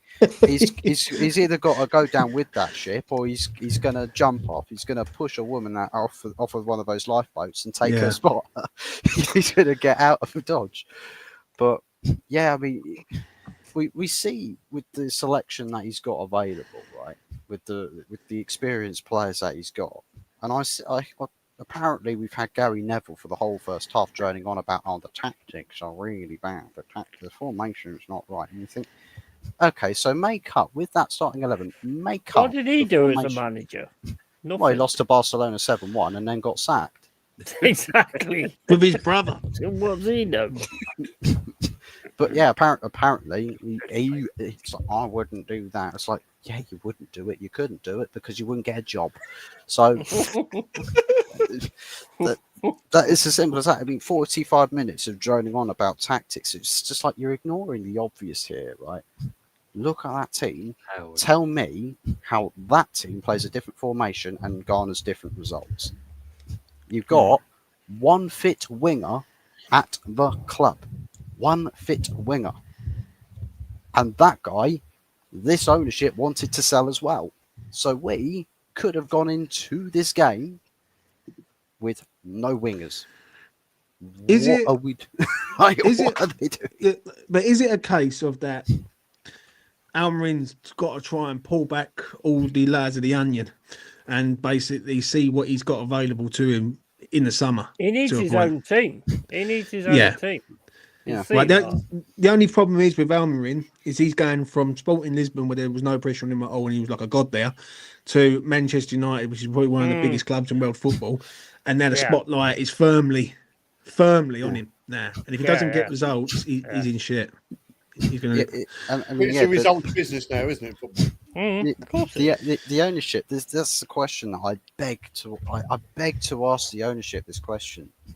What was the point of him coming in then, if this is the picture that you're going to paint for him?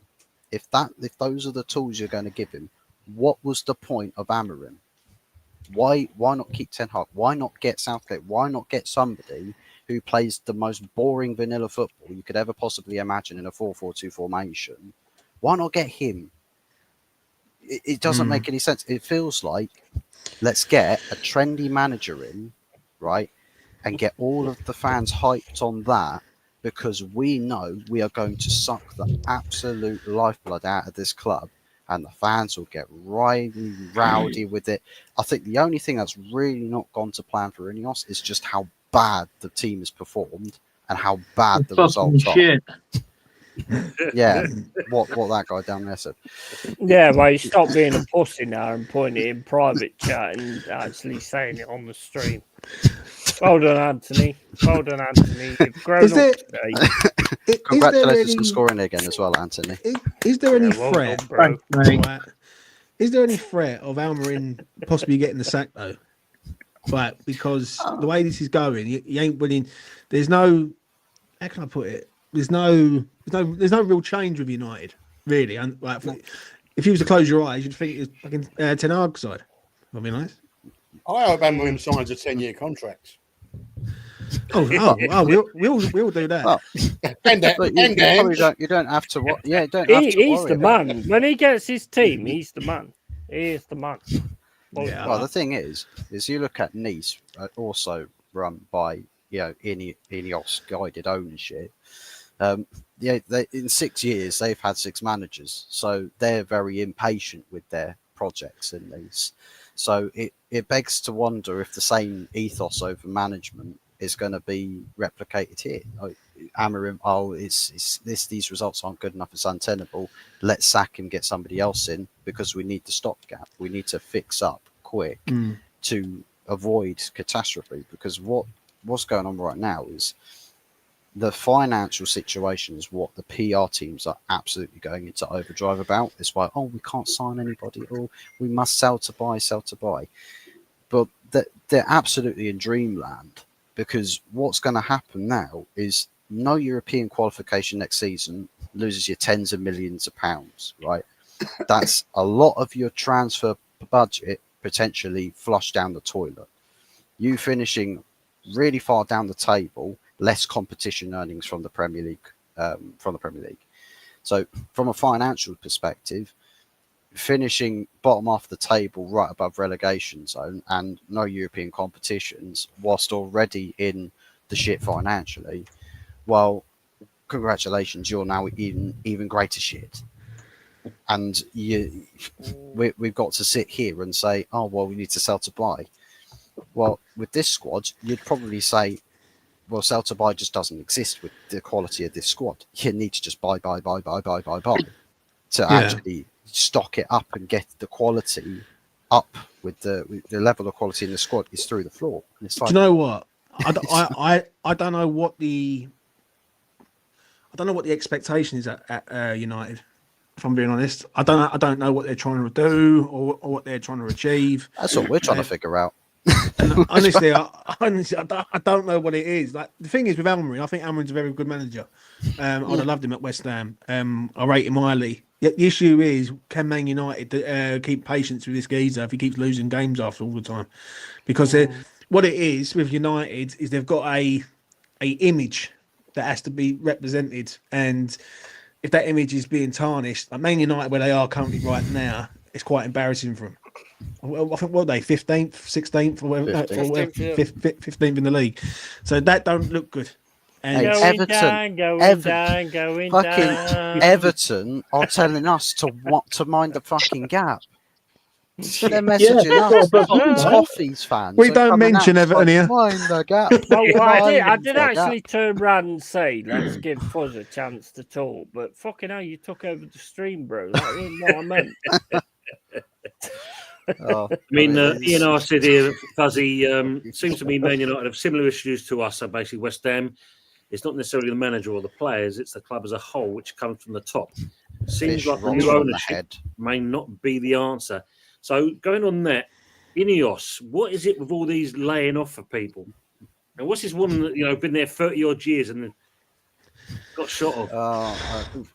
I don't know. It's they basically, they're trying to dress this up as streamlining the project to garner better results. But it feels like with every passing game, there's just like, more cuts. The next round of cuts, they're looking at potentially doing the scouting department. You're thinking, what is the point of cutting down on how many scouts you've got? Because then that hampers your actual network. in acquiring players Yeah. and players on the cheap, but players that have got a lot of potential. So why are you now starting to cause all manners of problems in club operations by cutting down on all the wrong areas? Now, did the Manchester United boardroom, like, or the club staffing team, need to be slimlined a little bit? Yeah, it absolutely did. We had by far the biggest staffing team, probably in world football, definitely by far You're in the talking Premier about League. the biggest club in the world, so called. Well, yeah, Yeah. from various Well, aspects. they are though, aren't they? Let's face it. Well, yeah, I mean, Image in rights, various- yeah. in Well, not in various the world, aspects, yeah. in America, in England. Yeah. In the Glazers' brains, it's definitely in America. Well, in Manchester, anyway. Well, they're never in Manchester, so they're We're the biggest team in Nottingham. You know, it's one of them things, isn't it? It's just absolutely just. I So, don't know. going what back to the slim- theme of the evening, are you hammering in or out? Well, I'm more so hammering. Are in you a because rimmer I feel or like, not? yeah, I'm in on the rim job.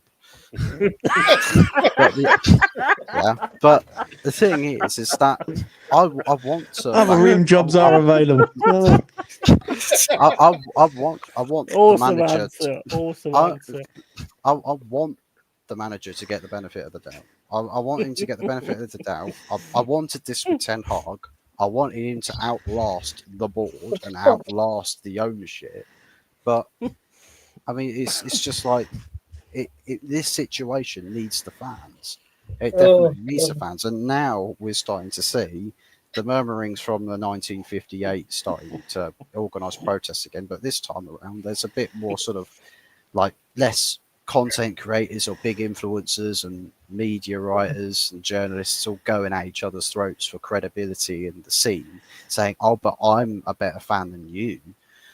Because I say this about this team and I say this about this manager and about this club. I'm thinking, how about we set aside the differences, right? Stop all the dick riding, right, and gassing up egos, and actually focus on a collective issue, which is Manchester United Football Club. The club you support and are arguing over is sinking. It's like if you got like the mum and the dad arguing whilst their toddlers in the pool and slowly drowning, and everyone else is watching and go, guys, can you focus? Your toddler is drowning in the pool. Stop arguing. That's the situation with the fan base, and has been for a while, about the ownership. That's because you got all them leaks in the stadium, isn't it? But as far as the leaks, leaks I mean, around there's the not brim. just leaks in the stadium. There's leaks all over the club. You know, people talking to each other and letting all the dirty laundry and all the backstabbing talk, make it all the way to the journalists and the media, and everyone's like, "Oh, I can't talk about the sources." Sure, you can. I'll tell you what it is. What I think. I was just listening to what you were saying. Yeah, I think Man United need to do what Arsenal did: reset, start again, and start building themselves up to the standard. No, well, Yeah, Arsenal fans I- will love him. Yeah, they have to take him. But what I'm saying is that they need to set him. They need to set Almiron a target each year. And, well, if Man United fans think they're going to get back to top form, competing for the Premier League anytime soon, they're having a laugh. Yeah, they're nowhere near it. Do you know what I mean? And when you're looking at likes of Bournemouth and Chelsea and all these other top clubs, and then you got that little club Forest there, yeah, it does get on your nerves a little bit. Hey, bro. I thought I'd get that little dig in there. You know what I'm saying? Because we can't talk about shit. But You've got a chocolate European Cup. We've got two real ones, bro. So there do you you know go, what I mean? But You were saying here about Amron. He says he reckons he's aged 20 years in 6 months. He looks older than the Penny Black now. Yeah, he's receding. no, His hairline's definitely. receding halfway now. No, it does. This job absolutely ages you. It's like his pre-match conference when he obviously found out about all of his injuries. The guy looked absolutely dead in the eyes. Absolutely. You're not dead the in only eyes. club to have injuries. Don't come all that. Well, no. Well, I mean, with the situation, it's like I hate that you're already excuse. surviving. already trying to survive. You and build then a you get squad, your- so if you get injuries, you've got players to sort of come in. That's what you do. You know, Well, tell that to talking about Ineos. Spurs here crying about injuries and all that kind of stuff. You build a squad to be able to get away from that. I mean, when we came into the league, we built a squad by signing 100 players. Yeah, when we you first broke came rules, in. mate. You broke rules. You did. You're rule breakers. You know what I mean? We all know that you had 2 points yeah, deducted. but we always had it in case we had injuries. Criminals. We always had somebody Criminals are come Nottingham. in. You know what I mean? The I would sheriff have of took the Nottingham stars will be off nicking them. you right now. I would have took the stars off. Robbing them. a show Mate, would you never could do not that, man. call Robin Hood for nothing. Robin Hood, Prince of Thieves. You know what I mean? You bastards. You know what I mean? Gordon from Not Good Enough. He's saying, I was top 4 with Wenger while winning FA Cup's not good enough, but now top 4 and winning nothing is absolutely fine. It's a fair comment, actually. I'm not even going to answer that. Yeah. No. Do you know what? I'll be honest with you. When Man United, when they were under Ten Hag, they had better 2 seasons than in those 2 seasons that you won a trophy than what we did, winning nothing. It feels like we were watching this. The water was leaking through all of the holes in the ship, and now Amorim's come in and Ineos have properly taken over. Just we'll pull the plug and we'll just drain all the water now. Well, I tell you, I'll what, leave all guys, the- if your manager gets That's what sacked, the leaks was. yeah. I reckon if your manager gets sacked first, I guarantee it. I pretty much know who your next manager will be, and it's not Oh. Gareth Southgate. It's not. I'm not going to say Southgate. Nah, I tell you what. If your manager gets sacked, your next Sam manager will be Allardyce. Ted Lasso. no. That's it. No, I tell you now, this is true. I reckon it'd be Unai Emery. Leave Nah. Rooney. Unai Emery would absolutely be pissing himself laughing. He'll read, No, I he'll read reckon one it story. will be. If your manager gets sacked now, your next manager will be Unai Emery. Still be better than Arteta. Yeah. Rooney's free. Come on. He'll probably. Let's hold on before we carry on. Let's think- introduce Jose first of all, because look, he's here. Let's say hello to Jose as well. How you doing, mate? All right. Good evening, gentlemen. I hope you're all well. I've had you on pause on my laptop because I've been on another show, so I've jumped off the show. It's just finished. I didn't even say goodbye in the back room. I just jumped off and came in straight away. I did see some comments coming in, so obviously Buzz must have been talking about the game earlier because I saw the comments that were coming through. So, yeah, there's a few. I think there's a couple of you on here that, well, there's 3 of us at least here that's smiling because we got wins this weekend, and the majority of us Still not the smiling. win. But I lost. Sorry. I'm still smiling, but I lost. It's No, hurting. that's It's no, that's hurting. just you. win. It's kind of a hidden smile, but it's I'm laughing because we're shit, but it's fine. You know what I mean? We'll just get on with it. I have Pepsi saying I've returned because we won the game. We won our last league. We won our last league game as well. But Oh. we're still shit. He's come in when they've lost as well, so you've got to give him that respect. I'm not saying fuck all until Tony gets shit thing off behind him. I don't know how they got up there, Jez. It's Great randomly days. there. Great Weird. days. I mean, Oh, and, it's really and- weird and how it still, works. people still fucking moaned where we finished in the league that year. Do you know what I'm saying? Hold on. Let me change it then, Jez. Let me just change it. No, you carry on, mate. You carry on. No, you bring up that CFAX thing. I know me. I know you. So There you go. bring Let up, me there just it is. change There. Oh, CFAX 303 scoreline. Yeah, bring it back. There you go. Oh, good Those old were the days, lads, CFAX. weren't Go with they? that one, Those were the don't days. They were. Yeah. You know what I mean? When it double flickered, you knew it was a goal. Yeah. Hey, You got- James. Yeah. Were you even born then? I was born 86, mate. I had McAvenny and Cotty. I didn't witness it. I was in the womb, but you know, it is what Play, it mate. is. Fair play to you. The thing is, if you realise CFAX, that just shows your age. Basically. Oh, mate, growing up, mate, when you was younger, we couldn't afford to go to West Ham because I was fucking poor. But like used to watch it on the old teletext or like CFAX and sit there and Yeah. have it on like 303 or something, or the Fast View or whatever it was. And Yeah. like, every Good time old West days. Ham played, I was like sitting there and when an old fucking battered, was it Panasonic telly? Remember them ones? You waiting for it to turn all the time. But yeah, Yeah, I remember that. Yeah, the yeah. old Panasonics. Yeah, I was at the ground. I was a bigger fan than what you was. Oh, that's all right. Yeah, I you witnessed more shit than me, then, didn't you, son? I was only like 3-year-old, but I was there. You know, He was a couldn't see witness. fuck all because of all these tall people, but you know, I was there. Yeah. Oh, mate, the kids nowadays don't realise how lucky they got it, mate. One click of a button, they know what the fucking score is. They were. You're right, though, James. They were good days, mate. That's when you used to like. Oh, Three yeah, I o'clock. used to love that. I love it. And do you know what? On the radio, just want to say this quickly. Right, on the radio, listening to it on the radio, also back in the day, you get more buzz out of it on the radio. When the commentators, like, 100%. you think, like now, you could just watch it, can't you? But you know, That's bring back the old days. interesting you say that because you know, like when I used to listen to like Derby games on the radio, it was like What, so Forest Derby or exciting. Derby? No, just Yeah. any derby was just like everybody going in and tackling, and it's like, oh, that's a terrible tackle, and all this, that, and the other. I used to think, like, I'd love to see this, like, on the screen, actually watch these games. And now you've got these derbies on the screen. The only good one I've actually seen, proper, like, getting stuck in, was Chelsea Tottenham. Where you Wow. guys got like loads of players sent off and all that kind of stuff. You've never That's witnessed the a best Millwall one. West Ham one, mate. No. Oh no, because obviously I don't Yeah. care about your team, so I know. wouldn't watch it, would I? Eddie, what you're saying to me here quite clearly is Nottingham Forest Derby Nottingham Forest. You didn't go to the games.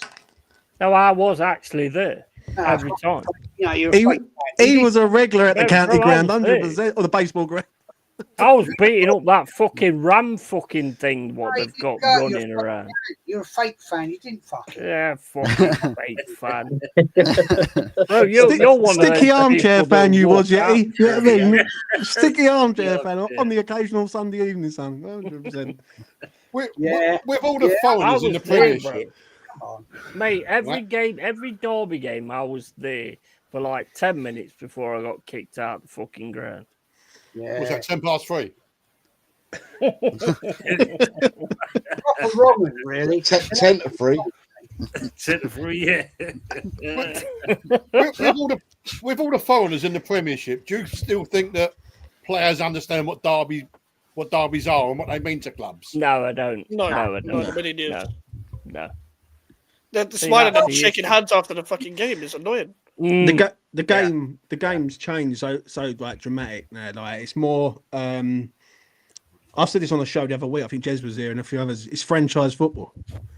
That's basically what it is. Like, what you're witnessing is franchise football, which is quite scary, really.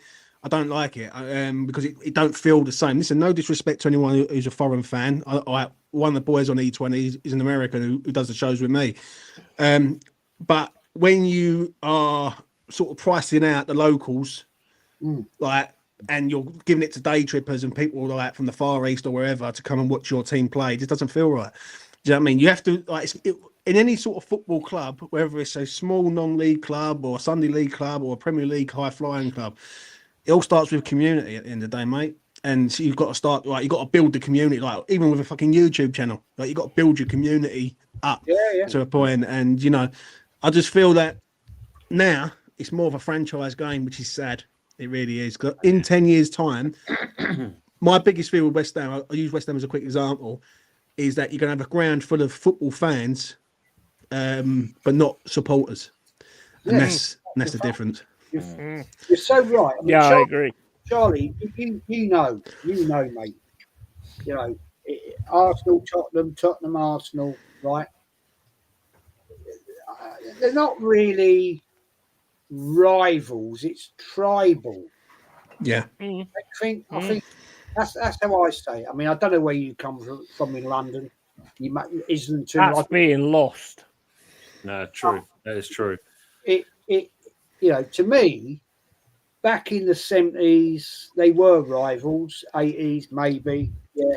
Not early 90s. Yeah. Okay, I'll give it. They beat us to get to the League Cup, but it's tribal, mate, isn't it? It is The only tribal. rivals now are the fans. Yeah. I Yeah, don't think that'll ever change.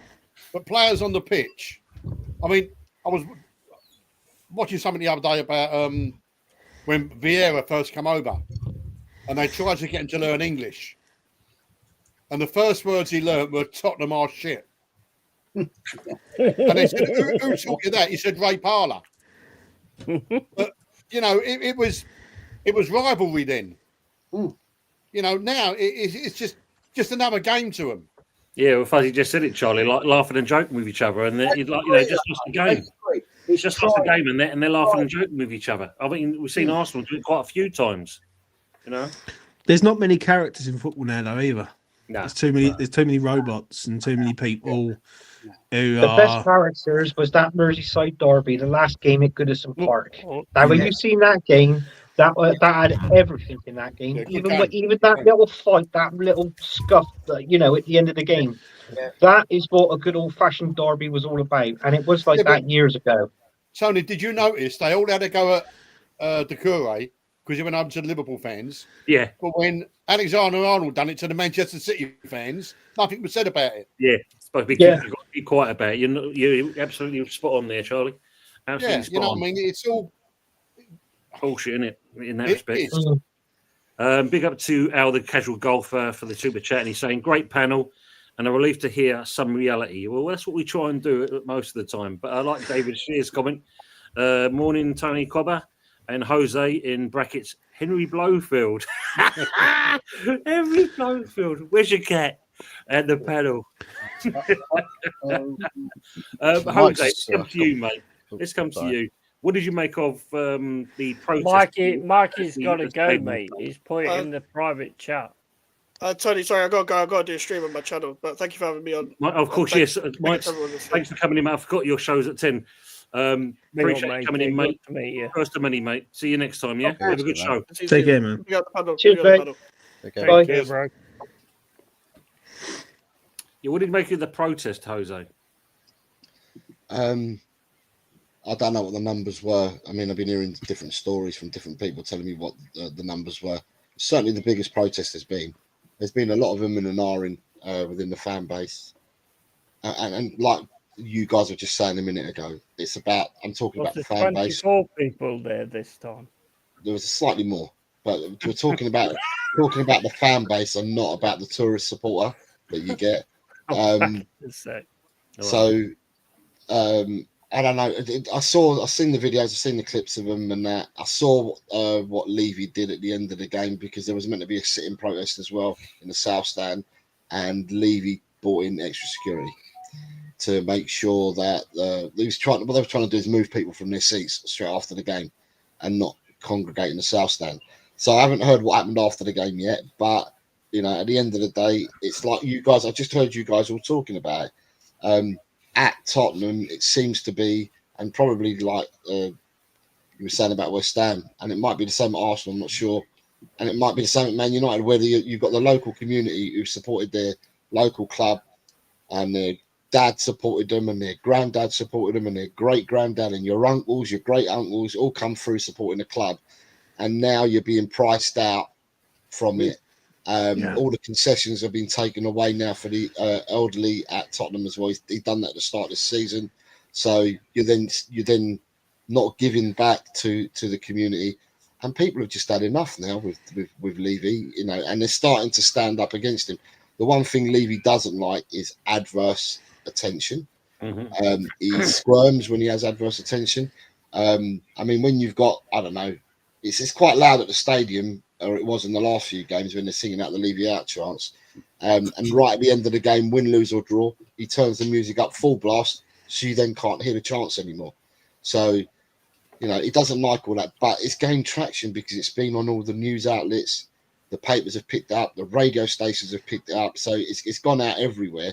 And it's funny because we all knew that this protest was happening at Tottenham, and all of a sudden yesterday, then there was links to one of the Qatari people wanting to come to buy Tottenham. So every time shit hits the fan, you get a story that comes out from the club, and lo and behold, they knew it was going to be today. And yesterday there was links to Qataris again. So, you know, at the end of the day, you got people, a lot of Tottenham supporters, and I mean, when I mean supporters, I'm talking about the people that have grown up generations supporting the club. They turned around and said, you know, they if they could boycott a game and it would help, they would do it. But they know that if they did that, somebody else would buy that seat. What it is, buy that seat over and over again. And I suppose this happens at every club. Every club has got this now. We all face it. What it is, It happens everywhere, doesn't it? You're always going to get them people everywhere. You know, it's like, I know it's diversifying a bit, but it was like when Polchaks was brought in. Oh, if no one paid it, they'd have to do something. But people will pay it. Yeah, but the thing is, they don't need football, which is they don't need the local, one of the best sports in the world. People will always go. You're never going to change it. They don't need the local community no more. Where's a franchise brand?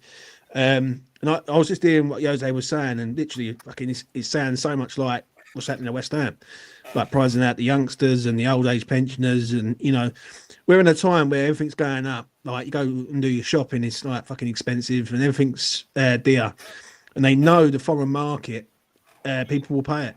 People will come over here, spend 500, 600, 700 quid for a day out at West Ham, Spurs, Arsenal, Chelsea, wherever, and they won't even hesitate. Whereas you got a young family of 4, and they can't afford to take their kids to go and see like a football match. Now, in the 21st century, should you be getting prized out when the Premier League's one of the biggest sports in the world, if not the biggest, and you're getting a lot of money from like TV revenue, but you're being prized out. Like, do you know what I mean? I just don't.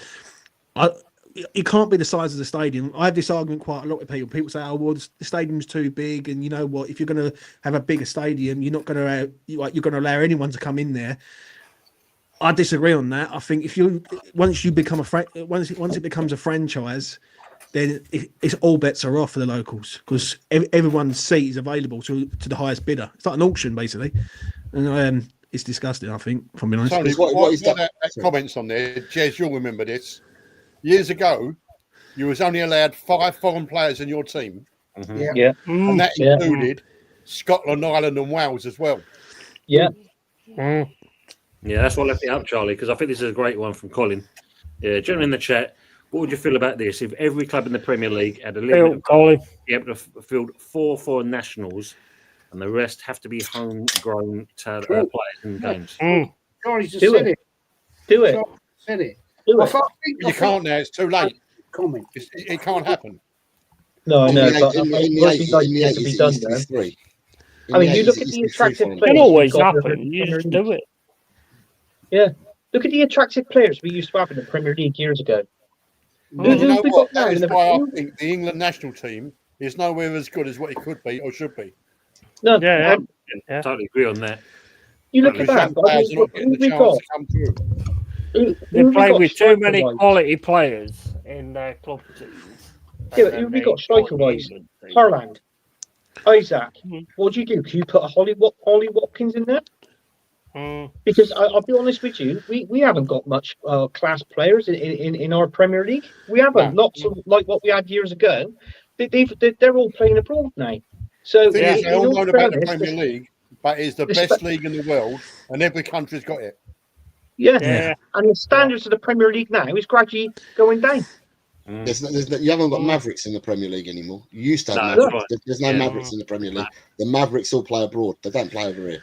Yeah. You can't blame them.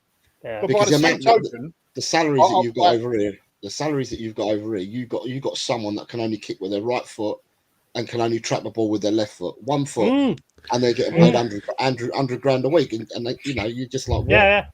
the trouble is that you look at that shot from Garnacho when he's like free on that left-hand side. If that's like one of the players from the past, like a Collymore, obviously I'm going to go on Collymore because I'm a Forest fan, but anybody else, Thierry Henry, or any of the other good strikers, they bury that. Ian Dowie? Mm. No? Oh, right. Okay. I don't know about Ian. Ain't he Davies. turning into a model? He's a model. I think He's He's a- on West Ham, Goonies, mate. isn't he? He's on Goonies, isn't he? No, he Hey, guys. own goals. Guys. He scores quality own goals, that's for sure. But it's like what Gary Neville said after the game. He said, you know what? He compared that Tottenham team to that Man United team. And he said there's only one Man United player that can most probably walk into that Tottenham team. And he was out injured. That's that Ahmed. He goes, the rest of the players, they won't walk into that Tottenham team today. He's on crutches as well now, and so he won't be doing much Yeah. walking. I thought Xerxes was decent, to be honest, and I thought Delit was decent as well. Yeah. Yeah. But in saying that, in what that Fred there, Killed the combo there, didn't I? as Jez was saying, like, Jez, I'm originally from East London, right? But I always used to go over West Ham, but the old man supported Arsenal, took me over there as probably a 6-7-year-old, and I've never looked back. I've always gone there. You know what I mean? Yeah, I respect that. I respect that. It's just the clubs that you're sort of allegiance to. Yeah, I'll get that, mate. Look, I'm not cussing anybody. No, that is a fan from whether you're from the East End, Islington, America, South Africa, Australia, where the fuck you are, I don't give a shit. Right? At the end of the day, you support the club. Yeah, I get that. Exactly. I get that. And there's absolutely no disrespect at all. Fair play. But what annoys me about this football club now is we are, as you said it, Charlie, quite rightly, we're not a club, right? We are a franchise. Yeah. Business. Business. It's gone out of the world. It's all clubs. Tottenham are the same. Man United are the same. Chelsea are the same. West Ham are getting there. Just not as good as Arsenal.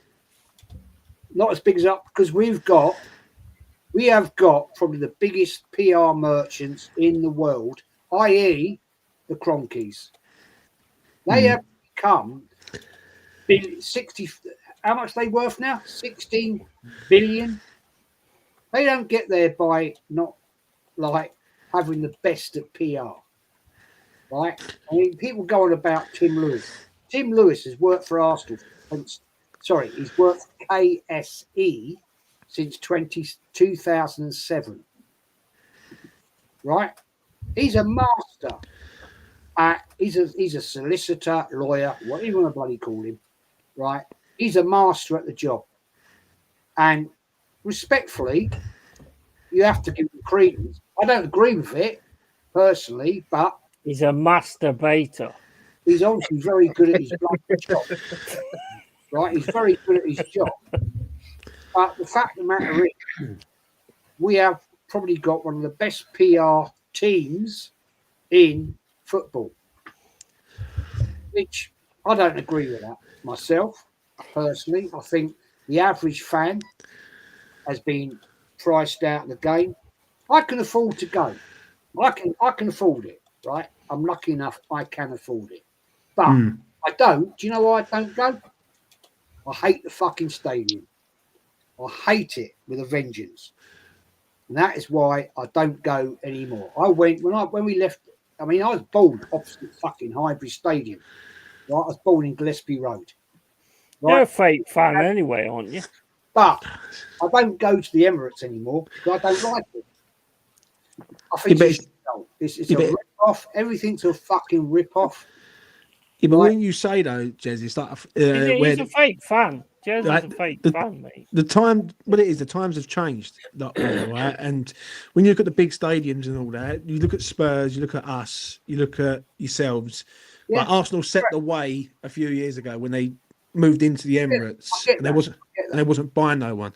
The issue is that, and what really gets to me is that when you keep prizing out the locals. Now, as I say, if you've got a father who's got 2 kids, he's got to look at one of these kids in the eyes and say, right, I can't afford to take you to a game. I totally agree with you, mate. And I just feel in this generation that we're in, right, or in this time, right, 21st century, so to speak, you shouldn't be getting prized out of going and watching a football match. Do you know what I'm saying? Football should be for everyone. Do you know what I'm saying? Oh, yes, I understand what you're saying. It was the working class man's game. Yeah. It was. My granddad, right, who lived in fucking Gillespie Road, he worked on the railways, right?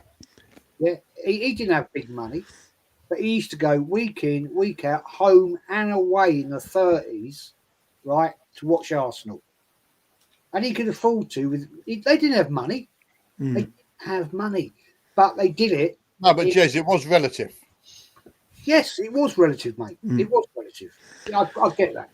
Now it was during the war when it was like 50 cents for a loaf of bread and a pair of trousers.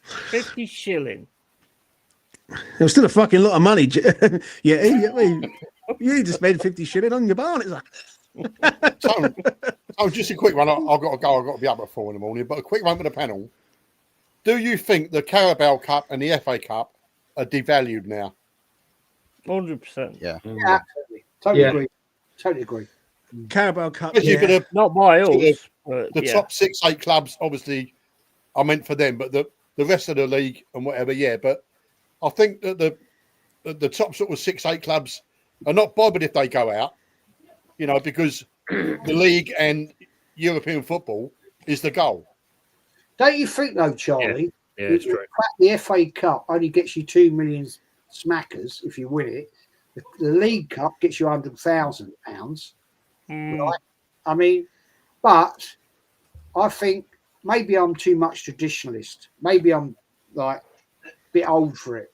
But the fact is, we have won the FA Cup more times than any other team in the country, and we don't take it seriously. Yeah. And I said it earlier, right? This manager, I didn't finish the conversation. This manager, right, since 1932, has the worst. You ain't been there that long, Jez. Fucking hell. He has the worst record in the FA Cup of any other manager. You know what the problem is these cups are not about money. They're about the fans. You know, winning the Carabao Cup, winning the FA Cup and all that kind of stuff. They're about the fans. And it just shows the clubs don't care about what the fans want.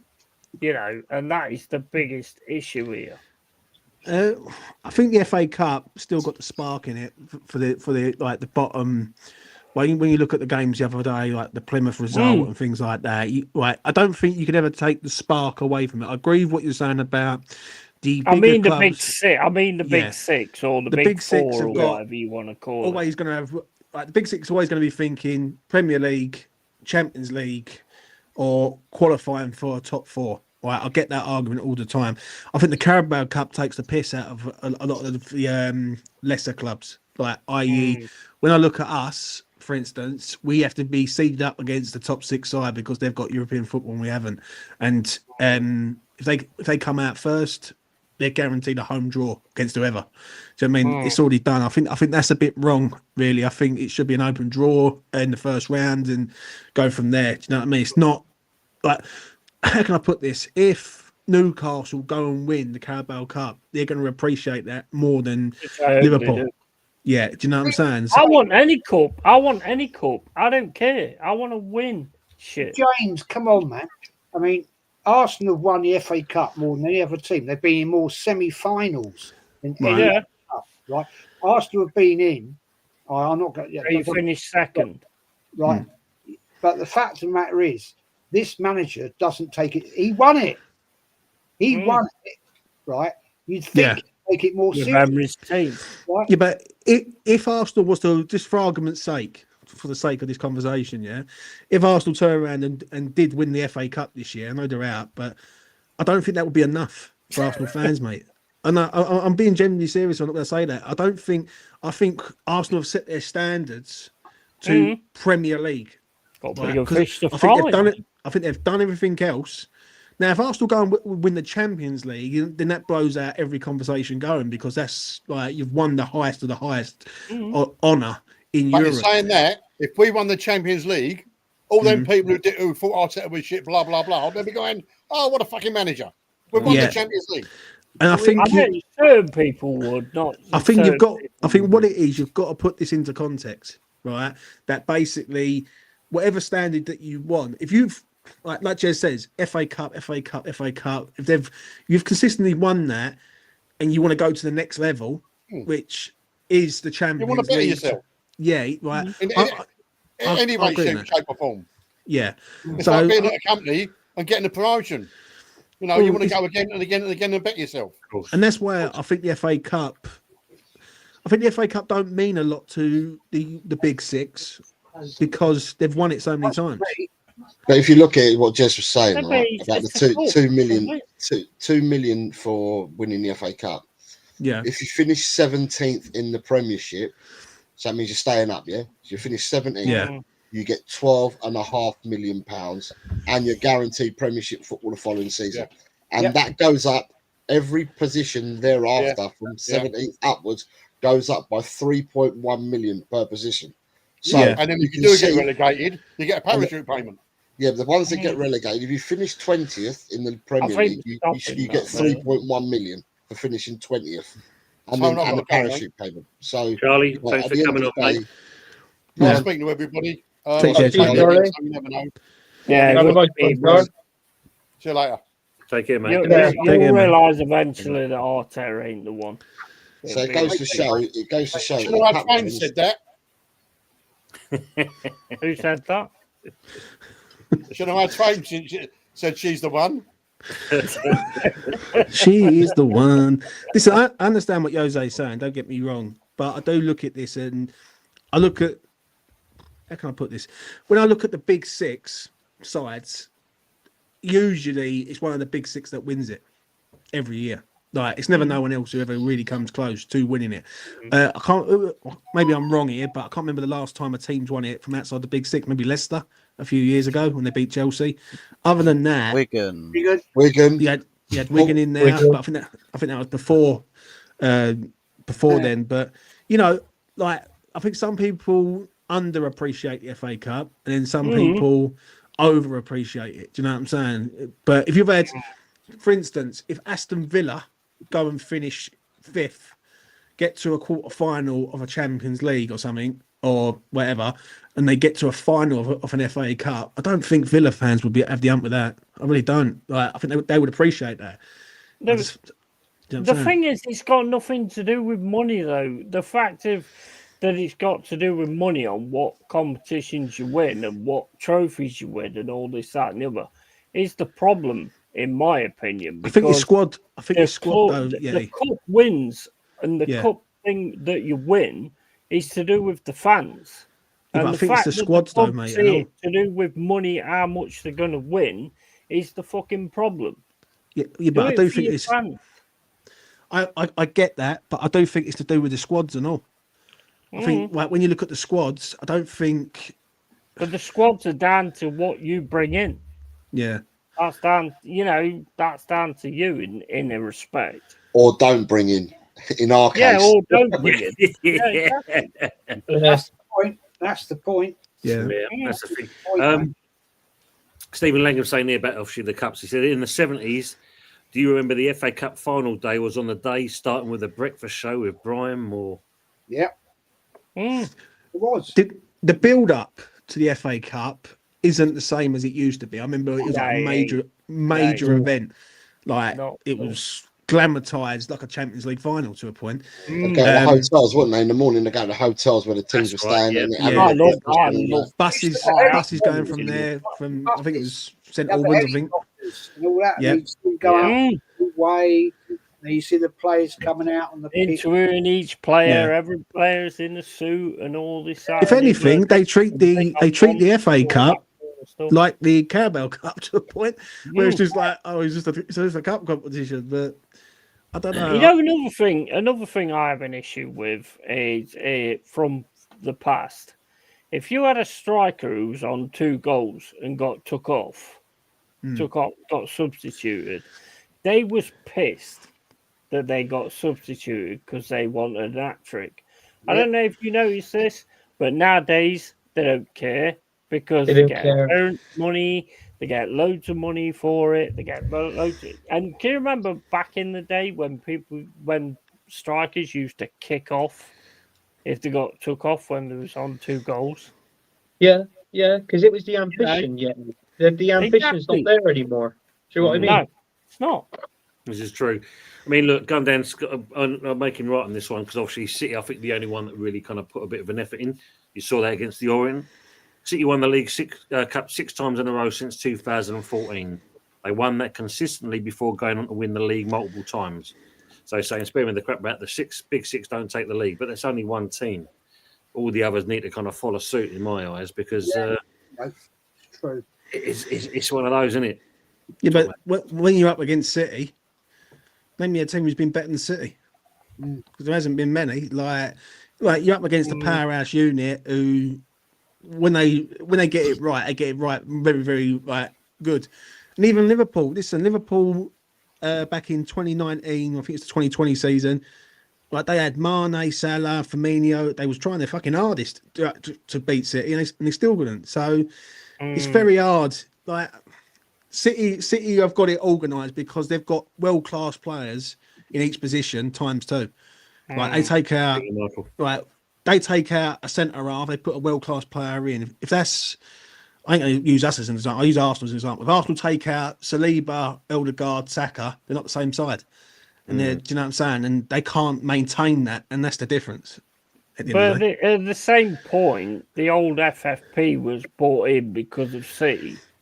And it was basically, they've still got an amazing team who want amazing things. Everybody else is struggling for it because they bought in the FFP. Look at Newcastle. They're one of the richest teams at the minute, but they get dropped back by FFP. True. But the problem is with City, which it goes back to it, is they've got a winner in charge. And that's where it goes back. That's where it goes full circle. And that's when Jez says about Arteta, I understand what he's saying, because he looks at Arteta and he goes, that guy is not going to win us multiple trophies. He's fucking clueless. If anybody can't see that, you must be a fucking. And what it is, in any form of club, to a point, you need to have a winner in there. Someone who's been there, seen it, done it. Like, for instance, I use like Zidane. Like Zidane comes available, whatever, or wherever he is. Yeah. Like you've got someone who's won Champions Leagues with Real Madrid. He's won leagues with Real Madrid. Like you've got a natural winner there. Do you know what I mean? Like, and no disrespect to Arteta, right, and to any Arsenal fans watching this, but Arteta is on a level of like Unai Emery to a point, maybe a bit lower than him. That's what I believe. Massively lower than him. Massively lower than him. I mean, respectfully to Charlie, right? He's an Arteta in, fair enough, fair play. But when I asked the question, and no, he asked me the question: who would you take outside of Arteta? Well, I can name 4 or 5. Why did he always say that though, Jez? Why did they always turn around and say, "Well, who would you replace him by?" All they do is focus on Arteta. Yeah, and he made the comment. Well, about money. We're paying £15 million a year, second highest behind Pep in world football. It's ridiculous. He hasn't won fuck all. So, if you went and offered it to Inzaghi, Simeone, whoever you want, you offer them 15 million, they'll come because they're not getting that money. They're not earning that money. Yes. Can I just say, right? We've spent less than that. We're 3rd in the league right now. Yeah, but you ain't won fuck all. At the end of the day, Arsenal want. Well, we won more than you in Europe, so let's not go there. But at the end of the day, we've spent less than you. I'm talking about Arteta. I know it's boring to you because you'll never reach those levels. But at the end of the day, right, we've spent less than you, and we are 3rd in the league. Yeah. right now. You're a one season wonder. You I'm just not having, own it. I'm not having a go at you, Jez. I'm not actually having a go at you. I was actually What it saying is- it against Arteta. What it is, right? I understand what Jez is saying, right? I've got to make this quick. 'Cause I've got 3% battery. I've got to try and get this out. But I understand what Jez is saying. I get the Keep frustration. pushing, mate. Keep I- pushing. I do think. Fair enough, bro. Fair enough. Power to the people. I do think that Arsenal will be looking at a change in the near future. Yeah, because if they keep consistently finishing second and third, then they're going to be looking at this and thinking, well, where they going? I don't think he's a world-class manager. I think Arsenal need a world-class manager to get the job done, especially in the Premier League. But then people will say, is Slot a world-class manager? I think he's a very, very good manager, but I don't think he's world-class. But if he takes this Liverpool side and wins the league, then you've got to look at him and go, fuck me, he's a good manager. Do you know what I mean? And good managers can do that. So, yeah. But I've got him out to move down to 2%. Good health to everyone. I'll see you Thank you, again mate. soon. Well done to E20 for some sensible comments. So No worries, mate. You know what I mean? Subscribe to me motherfucking channel, lads. Yeah, that's what I'm gonna say. Would you say, right, that is so that the complexion of Arteta at Arsenal is kind of currently this: a football cynic or actual football person looks at Arteta and says that's a transitional manager, but then the Arsenal board and everybody else at the top of Arsenal Football Club see him, yeah, you're our meal ticket. We don't have to push to the next level with you here, because everybody loves the transitional manager because he's like the class favourite. He's not the guy that's your elevator. He's not going to elevate you. He's just the guy that everyone really loves, really likes, and says, I want to, because I love you so much, I'm going to give you another chance. You hurt me once, you hurt me again, but I love you so much. Have another crack. That's kind of what it feels like Arteta sort of turned into with Arsenal. That is it. It's the Do you love. what it is, it's like in a normal job. When your next step, if you get promotion in your job and your next job is to become, let's say assistant manager, this is Arteta. What Arteta is, he's a blocker. He's a cock blocker. Right. But he is a blocker. So basically, what he does is good for Arsenal Football Club. So he blocks the next manager coming in to take over. That's what he is. He's just a blocker. Thing is, he don't block cocks, he makes them go, to be fair. If yeah. you look at half the top gooners. They're going, oh, get me another handbrake. Oh. It's just mental, mate. It is. Man. Anyway, mate, early doors, legends, Fuzzy, absolutely. Jose, Anthony, Yeti. I've got to fuck off. Jez, appreciate it, mate. Thanks for coming in with us. Easy, bro. Yeah. And right, Jez, take care, mate. Look after yourself. See you soon, mate. Yeah, take care, boys. And you. Take care, Jez. I like your cap, by the way, Jez. I like your cap. Yeah, I've not seen you be handicapped very often. No, there's a reason for it. There's a reason for it. Okay. I had to have something done on my head yesterday, so it's not very nice. Did you have airport on? No. Oh, did you take a flight to Turkey? No. No. It's I'd have a biopsy. Let's put a brain in there, I think. No, I'd have a biopsy on my head. Okay. They're taking some out, have they? And then they got to analyze it. Yeah, it's basically Anyway, there we go. All right, Jez. Fair enough, bro. Cheers. I'll Thanks for speak to you being with again, us. Jez. Matey. Take care. Matey, always. Take care. Take care. See you later. Thank you, mate. Take care. At least you'll stop Ace calling me Fuzzy Murray. Murray now.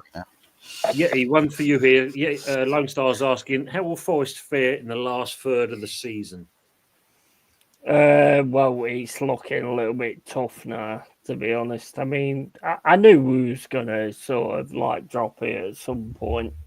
And playing Fulham's a bastard. We cannot seem to like get one over on them. And they was better yesterday, to be honest. They was absolutely better than what we was. and it might start like a downfall now. But you know what? It won't be a downfall because nobody ever expected this. So No, you no, know, it if won't we be. can manage fourth in the season, we're loving Yeah, it, bro. We're loving I it. said, I said, even if you finish sixth, Yeti, what a massive improvement that is Of course from it last is. season. 100%. Do you know what I mean? 100%. So you've got the right manager there. You know, you've got Yeah. the right owner and that sort of thing. So the only way for Forest is up, basically. 100%. You know, like 100%. Mm. Couldn't say it any better myself. I tried to say it better myself, but you brought it in, so I couldn't. So there you go. Feel bad to me. Big up to Old School Gunner as well. Good to see you, Dave. He's put a question to the panel and everyone in the chat. Do you believe Man United will be dragged into a relegation battle? I Nah. can't see myself. Nah, if it was No, the three, I think there's the four that are down there. It's among Southampton are gone. I Yeah. suppose Ipswich, Leicester, and Wolves. It's who can outdo who really out of the three of them. But two of them three Yeah. will go down. I think 3 out of the bottom 4 will definitely go down. Mm. I hope Ipswich stay up, to be honest. Yeah, it'd be nice to see him, I must admit. Yeah. Ravi's asking you, Yeti, do you think you can make it to the Champions League with Forest? Well, I'd love to see it. We do. You know, we're not like kind of team that expects to get anything. You know, we've got to work for it. And if we work for it and we keep going the way we're going, then yes, we can. 100%. Top 5 will probably get Champions League football this year with the way the English clubs are going in the coefficiency. Yeah. It looks like Can we win it? Can we win it? Yeah, I'm not sure on that one. I don't think we're in that type of situation at the minute. But you know what? As a Forest fan, this is absolutely fucking amazing. Oh, you've got to be That's all I enjoying this can season, say. haven't you, mate? You've got to be enjoying it. I mean, if you ain't, bloody hell, got your head sorted out. Yeah, it's amazing. It's awesome. Enjoy it, mate. Ravi's also got a question for you, Fuzzy. Thoughts on Amarin not trusting his subs? Well, look at the players that he's got to sub What, he on. subbed I've on only YouTube? really didn't know Amarim had a YouTube channel. He's probably gonna he'd probably make himself a YouTube channel sometime soon and start slagging off the club.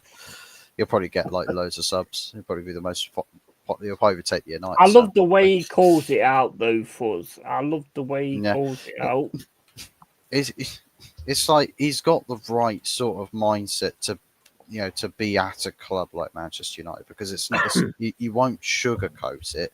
If it's shit, he's going to tell you it's shit. If you're not doing good enough, then he will tell you you're not doing good enough. And I think he has got the cutthroat edge that a manager at a top club needs to have. I think probably a bit more experience, you could say. And I think one thing that I must say that he should probably drop is when he's got the options available, stop picking the Portuguese contingent, because when you've had the better options, you have not chosen them.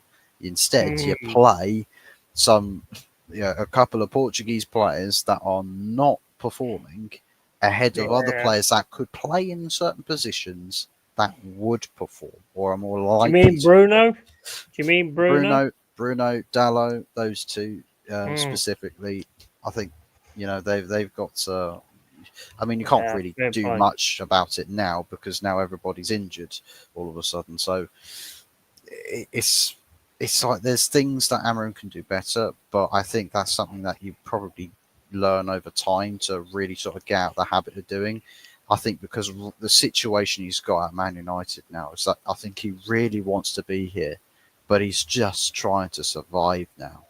And you can hear it when he answered the question that this job here is just so hard, but I will stick to my principles. And that's commendable. Some people will say, well, that's naive and stupid. Well, no, it's commendable because it's like we've watched other managers do exactly what everyone's telling Amarim to do and still end up sacked. So I think he knows, he looks at that and he goes, but if I change, I could still be in the shit. Nothing might change.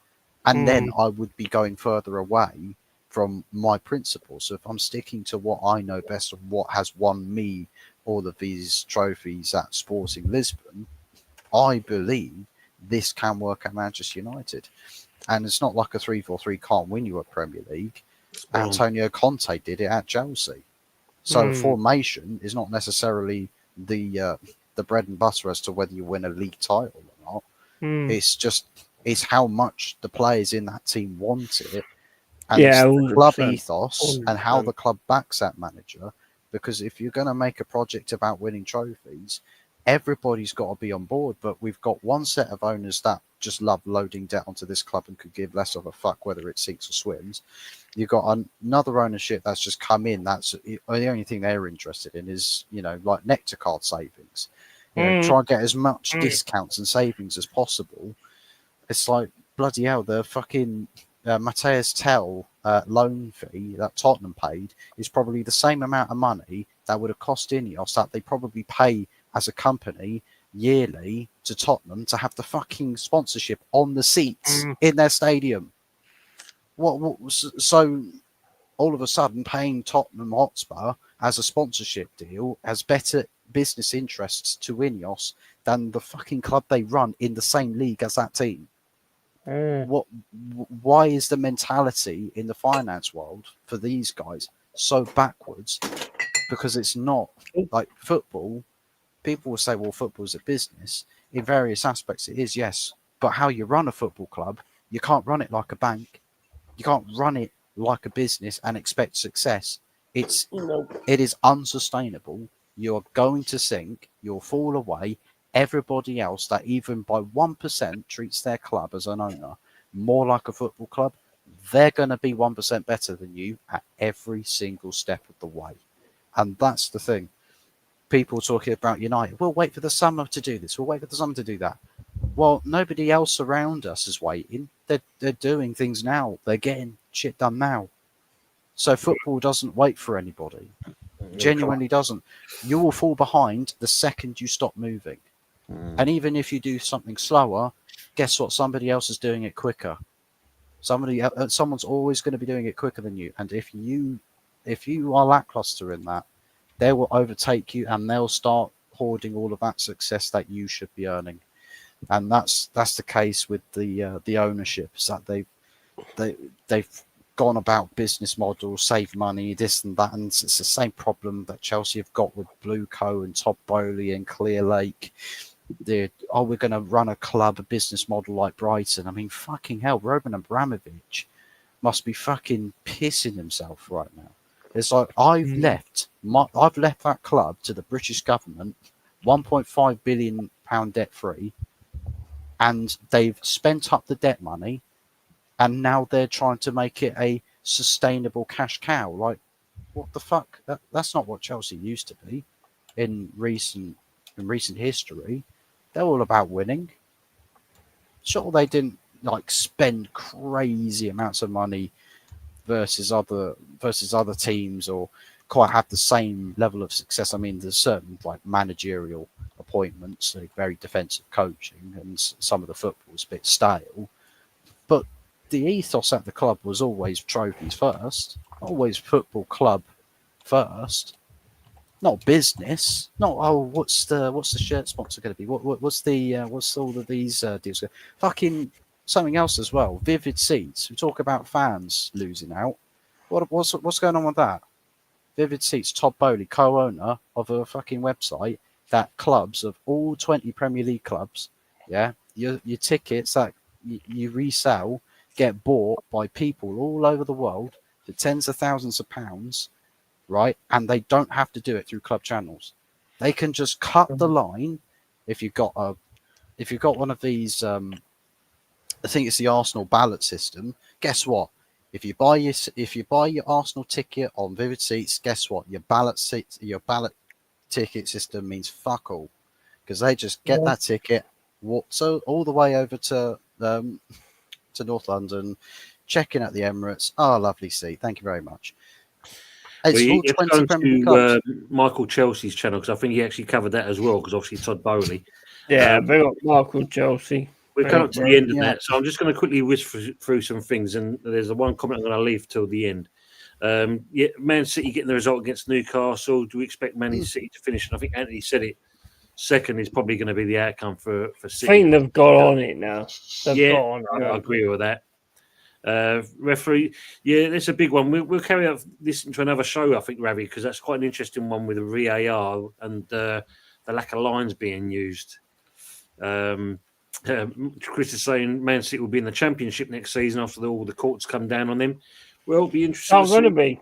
It's not going to be that. I don't think so, because obviously they've just won this thing with the sponsorship thing over the Prem, so who knows what's going to go on there.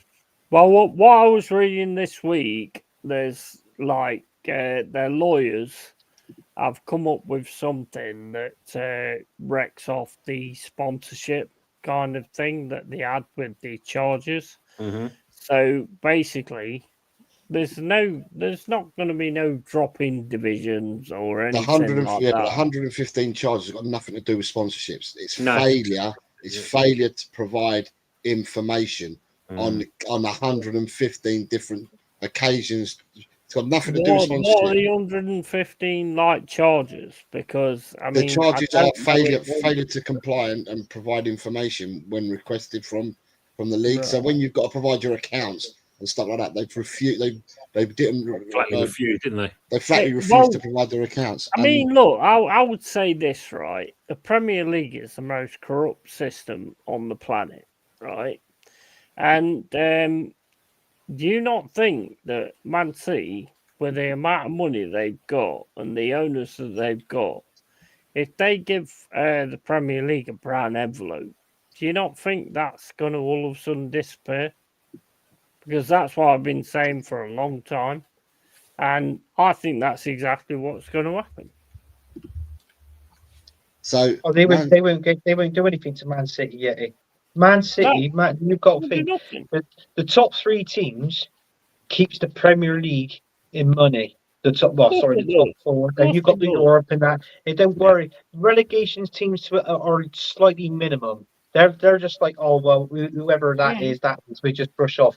But the top teams keeps the Premier League money going with the money that sort of thing. Yeah, of course So it does, and that's what's going to keep going with it. The only thing that'll happen to Man City is they get a slap on the wrist. Well, personally, I think what should happen to them, I don't think they should get relegated. I think they should start off with at least a minus 15 points. Yeah. They're not allowed to buy. They're not allowed to buy any players for 2 seasons, right? And They should have been on also, a transfer embargo. they should get a fine and a fine. No, that's it. But that ain't that the easiest. But I mean, let's have a look at Everton and Forest. They aimed up to it. They've dealt with it. They've accepted their punishment like a man, and then they've moved on from it. But job it is though, with Man City, with their owners, they've got money, and with lots of money comes good solicitors, and that's the reason why. But with this one, they will get found out on this. I don't know how many, but they will get found out. So they've got 115 charges. Hold on. 115 charges. Thanks, Rob. 54 charges of failure to provide accurate and up-to-date financial information between 2009 and 2018. 14 charges, separate charges, of failure to provide accurate financial reports for player and manager compensation during that 9-year period. 5 charges, separate charges, of failure to comply with UEFA's regulations, including financial fair play regulations. 7 charges, different charges, of breaching Premier League profitability and sustainability regulations between 2015 and 2018. And then they've got 35 charges, separate charges, of failure to cooperate with the Premier League's investigators between 2018 and 2023. So basically, these 115 charges are spread over 14 years. I guarantee they get away with most of them. They probably will do. They probably will do. I mean, the main thing is when you look at it, when it first came out, they were talking about dragging it out until 2030 anyway. So there was, but the result is due within the next 2 weeks. That's right. Yeah, it's 2 weeks, isn't it? It's just 2 weeks. Colin, good night as well, because we're all wrapping up ourselves. Just good night to all you wonderful gentlemen on the panel. You're all great guys, and I love listening to you all. Been a great show, and God bless everyone of you. See you all next time. See you, Definitely, mate. Colin. That's going back to Mancini days Daniel, then. big up to yourself, mate. Big up as always. But the last comment I'm going to put in, which I've starred, and it just goes back to what we were saying about, like with Spurs with their protest. We've done it as well, and it's this one from Ian R. And it's a case of he was on the tube yesterday because he went to the game. Got talking to a family from Seattle, a couple and 2 kids. They were there to sample Premier League football. Nice people, and they had a good day, but typical of the common day trippers now that go to clubs. That just sums it all up. That's where we stand. Yeah. Yeah, well, we've got it because when you pan around at Tottenham before the start of the game, 2 hours before the game starts, all the Sonny fans are there from North Korea. Yes, of course, mate. They're Yes, all, I think the majority are in the West Stand, and they've all got their Korean flags and they've all got their Sunny stuff and whatever, and they're always there 2 hours before a game starts. They're the first into the stadium, and they always fill out the same section, every home game, and it's just different people. It's not the same Koreans. It's just different Asians that are there, and they fill out the same part of the stadium every single match. Thanks, Stephen. Same for you as well. Great show, guys. Have a great week all, and good night. Good night to yourself as well. And Thanks, while we're Stephen. doing that, Fuzzy, what you got coming up, and if you can let people where they can find you as well, please. Well, I've got more pain coming up from Man United, first and foremost. I've got a 2-week holiday time, so I'm going to make the most of that. And yeah, hopefully a lot more gears will be turning with the fans and the fan base and communities. And, I'll do my part from the content creator standpoint and, try and rally as many Man United troops as possible. So that's just me, basically, because I have no one else Man United, which is me. But yeah, it's just whatever crops up. I see mate. what it's all about, and yeah, we'll move. We'll make content for it. So yeah, Brilliant. Fuzzy, after an extra 2-week break, he's saying there, brilliant. Colin, yes, indeed. Good night as well. God bless. Ian, I say Lone Star. Just an example of the way crowds are changing. Absolutely, Ian. You're not wrong. Here's the way it's going. Yeah, thanks for coming in, mate. It's been a great one for the 50th. What you got coming up and where they can find you? Yeah, well, Longhead Yeti's Cave, I always speak it real. I always say what I think. Nottingham Forest fan, and loving every minute of what's going on at the minute, even though we lost this week. It was always going to come at some point, especially by Fulham. And, we're still like 3rd in the league. Nobody expected this. I didn't expect this. But at the end of the day, we're coming back. If you don't want to believe that, don't believe it. But trust me, I'm telling you, we're all coming back. And yeah, we'll just keep going with it. Longhead Yeti's Cave, more sort of gaming and all this, that, and the other from now on. Can't be doing all these watch-alongs on games that I don't care about. I don't care about half your team. Sorry, guys, I don't. So I care about my team. So I'll be doing watch-alongs on Forest and not anything else. And then just doing gaming, and I'll just have your games on at the side. If they're interesting, then I'll drop onto them. But otherwise, I don't give a fuck. So yeah, big up to everybody. Big up to everyone on the panel. Big up to everyone in the chat as well. I've seen some of the shit you've said, Lone Star and all this, that, and the other. Yeah, big up to you and big up to everybody else. Thank you Thanks very for much, having me on as well. You're most welcome, mate, as always. Anthony, where can people find you as always? Well, people can find me on air on Early Doors TV, where we do the Sunday night takeaway. We're going to be doing the show on Wednesday night, The Good, the Bad, the Ugly. Also, I'm going to be on a show on Thursday night on the Arsenal Alliance with the biggest flip flopper on YouTube. 1 minute he's hard settle next minute he's hard settle out. Lead, but he's all right. And I just want to say I don't care about any of your teams. Yeah, fuck Forest. And the last thing I want to say is Keep it real. If he says keep it big, happening. if he says Right. keep it real, keep Keep it it happening, happening. drop him, drop him, drop him. And big up to you, OC, coming on. It's nice to see you again. Mate, bro, if I ever fucking meet you, you'll never say that again. Oh, God, what, me and you are fighting after this show. All right?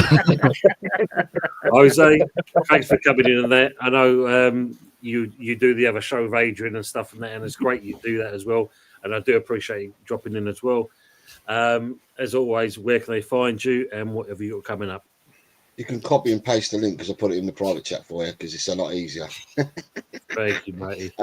Yeah, I'm at LTL Cockerel. Obviously, I am a Tottenham supporter, but I do have all supporters going into my chat. Decent community. Don't get trouble in there.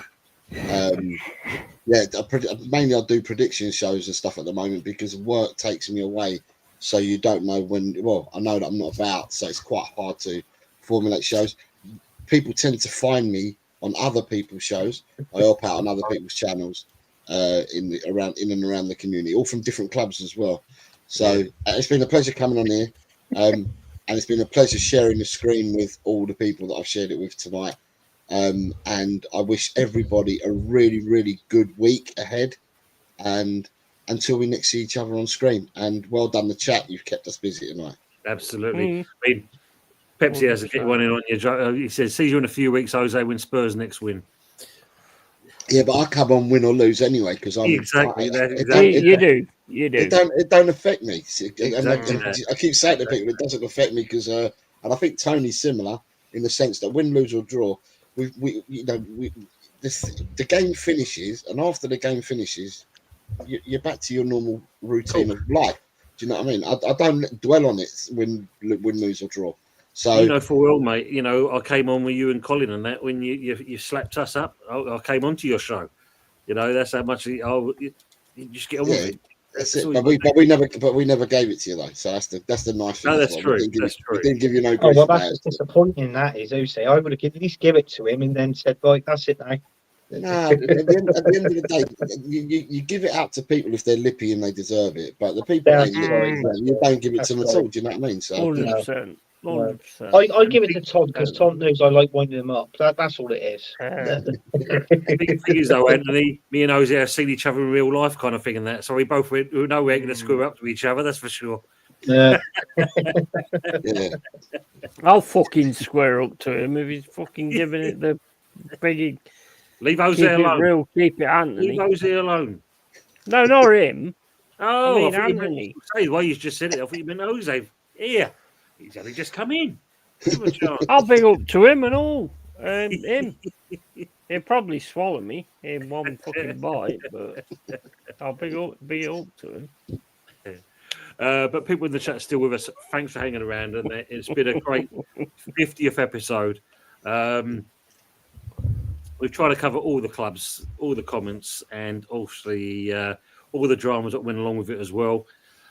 Have a great weekend, or the end of this weekend. We only got a couple of hours to go. But have a great week, and hopefully it should get warmer. Apparently Wednesday we're going to see 14 degrees and upwards. So we're finally getting rid of this cold snap. Fucking need to. It's been absolutely cold. Is it here to stay? Well, hopefully, mate. But it's the UK. It never does. Yeah, Did you have any sun earlier today, too? Sorry, mate? Did you have any sun earlier today? There was a little bit that came out. Yeah, we had a bit of sun down here, so I was happy with that. Just a little bit. We didn't have any pricks. Great question from Ravi. Why is the North London Forever tune so annoying? God, because it's shit and I hate it and I dislike What it. is that thing? And it should have never every time I'm watching a game team, my family hates it because I mute the telly because I don't like the song. And then when I unmute it and they're still singing it, I'll go, fucking hell, how long's this song on for? Back onto mute. It's like they don't know any other words, do they? So they just keep repeating it over. The thing is, at the same point, like when Spurs play a game at Spurs Ground, they keep singing "When the Saints Come Marching In." You've been singing that from 12 BC. When you actually going to get there, where you're marching to? Southampton or Tottenham? No, Tottenham. We don't sing the Saints. We use other words. Saints are sung by Tottenham. I went to Southampton. Well, no, the Arsenal Forever song reminds me. Some of you on the panel will remember the old 45s and the old 33s. The needle would get stuck and it'd be the same thing over and over again. And I think that's what's happened at the Effeminates. I think they've got the old 33s or 45s out. I meant when the Spurs. Sorry, I meant when the Spurs come marching in. They go marching in all the time. Win, lose or draw. Yeah, but you never get nowhere. So when do you actually Part and get parcel to of being the a Tottenham marching supporter, isn't point where you go? Part and parcel of being a Tottenham supporter. Part and parcel. Part and parcel. Pepsi, I've got broader shoulders than that. You know, if I did a watch along on that, I'll still be there regardless of the result. I'll still do the show if I do the show. On Sorry, Saturday. can I just ask before you close off? Who you got next week? We've got Arsenal Home or away? away. Ooh. Fuzz, who you got next week? Everton Away or home? away. And what about you? Yeah, who you got next week? Newcastle. At home or away? Tough. Yeah, that's at their place. So yeah, that's good. We got the toughest game out of the lot. We got Ipswich away. Every I've got to game's say- tough for you. Yeah, it is because they beat us 2-1 at Argos. That's So right. Yeah.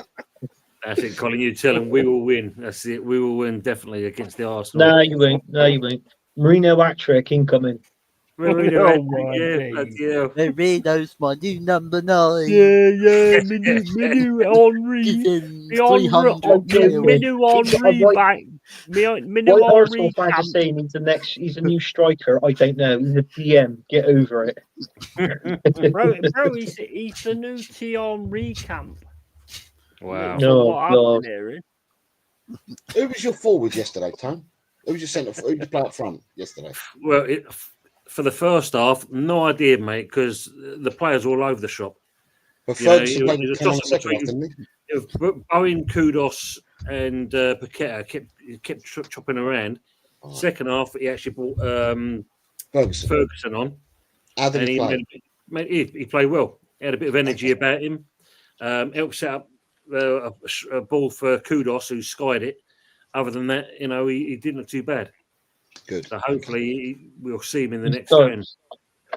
You know, we'll see him in the next game. So, but yeah, we still need another one. I mean, obviously, Fulkrug and Antonio are now in Dubai, recovery, and that Fulkrug's kind of progressing pretty well. Ings is just Ings, just collecting a wage. Hammers still keep getting hammered though, don't they? But Everywhere we go, everywhere we go. Are you playing Saturday? Sorry, mate. You playing Saturday? Yeah, Saturday. Yeah. You might as well do your show. Whatever happens, whoever wins or loses or draws, you might as well do the show Saturday. God, fester until Sunday night.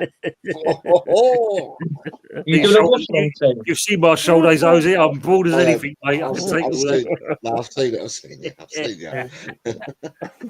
Oh, yeah. You doing a watch along, Tim? I may do, yeah. Yeah, I may do, Or are yeah. you going to jump on them? Yeah, depending. I mean, I don't know what I'm doing on weekends. My missus makes all these fucking You plans should. up, and I don't You find should out until the come last 10 minutes. It's like, no, thanks, then. But yeah, if I ain't doing nothing, then if I can The get best the game watch on, alongs is when you can get two people from the opposite teams. yeah. They're the best watch You need alongs. to communicate with your missus a bit more, Ant. What you like?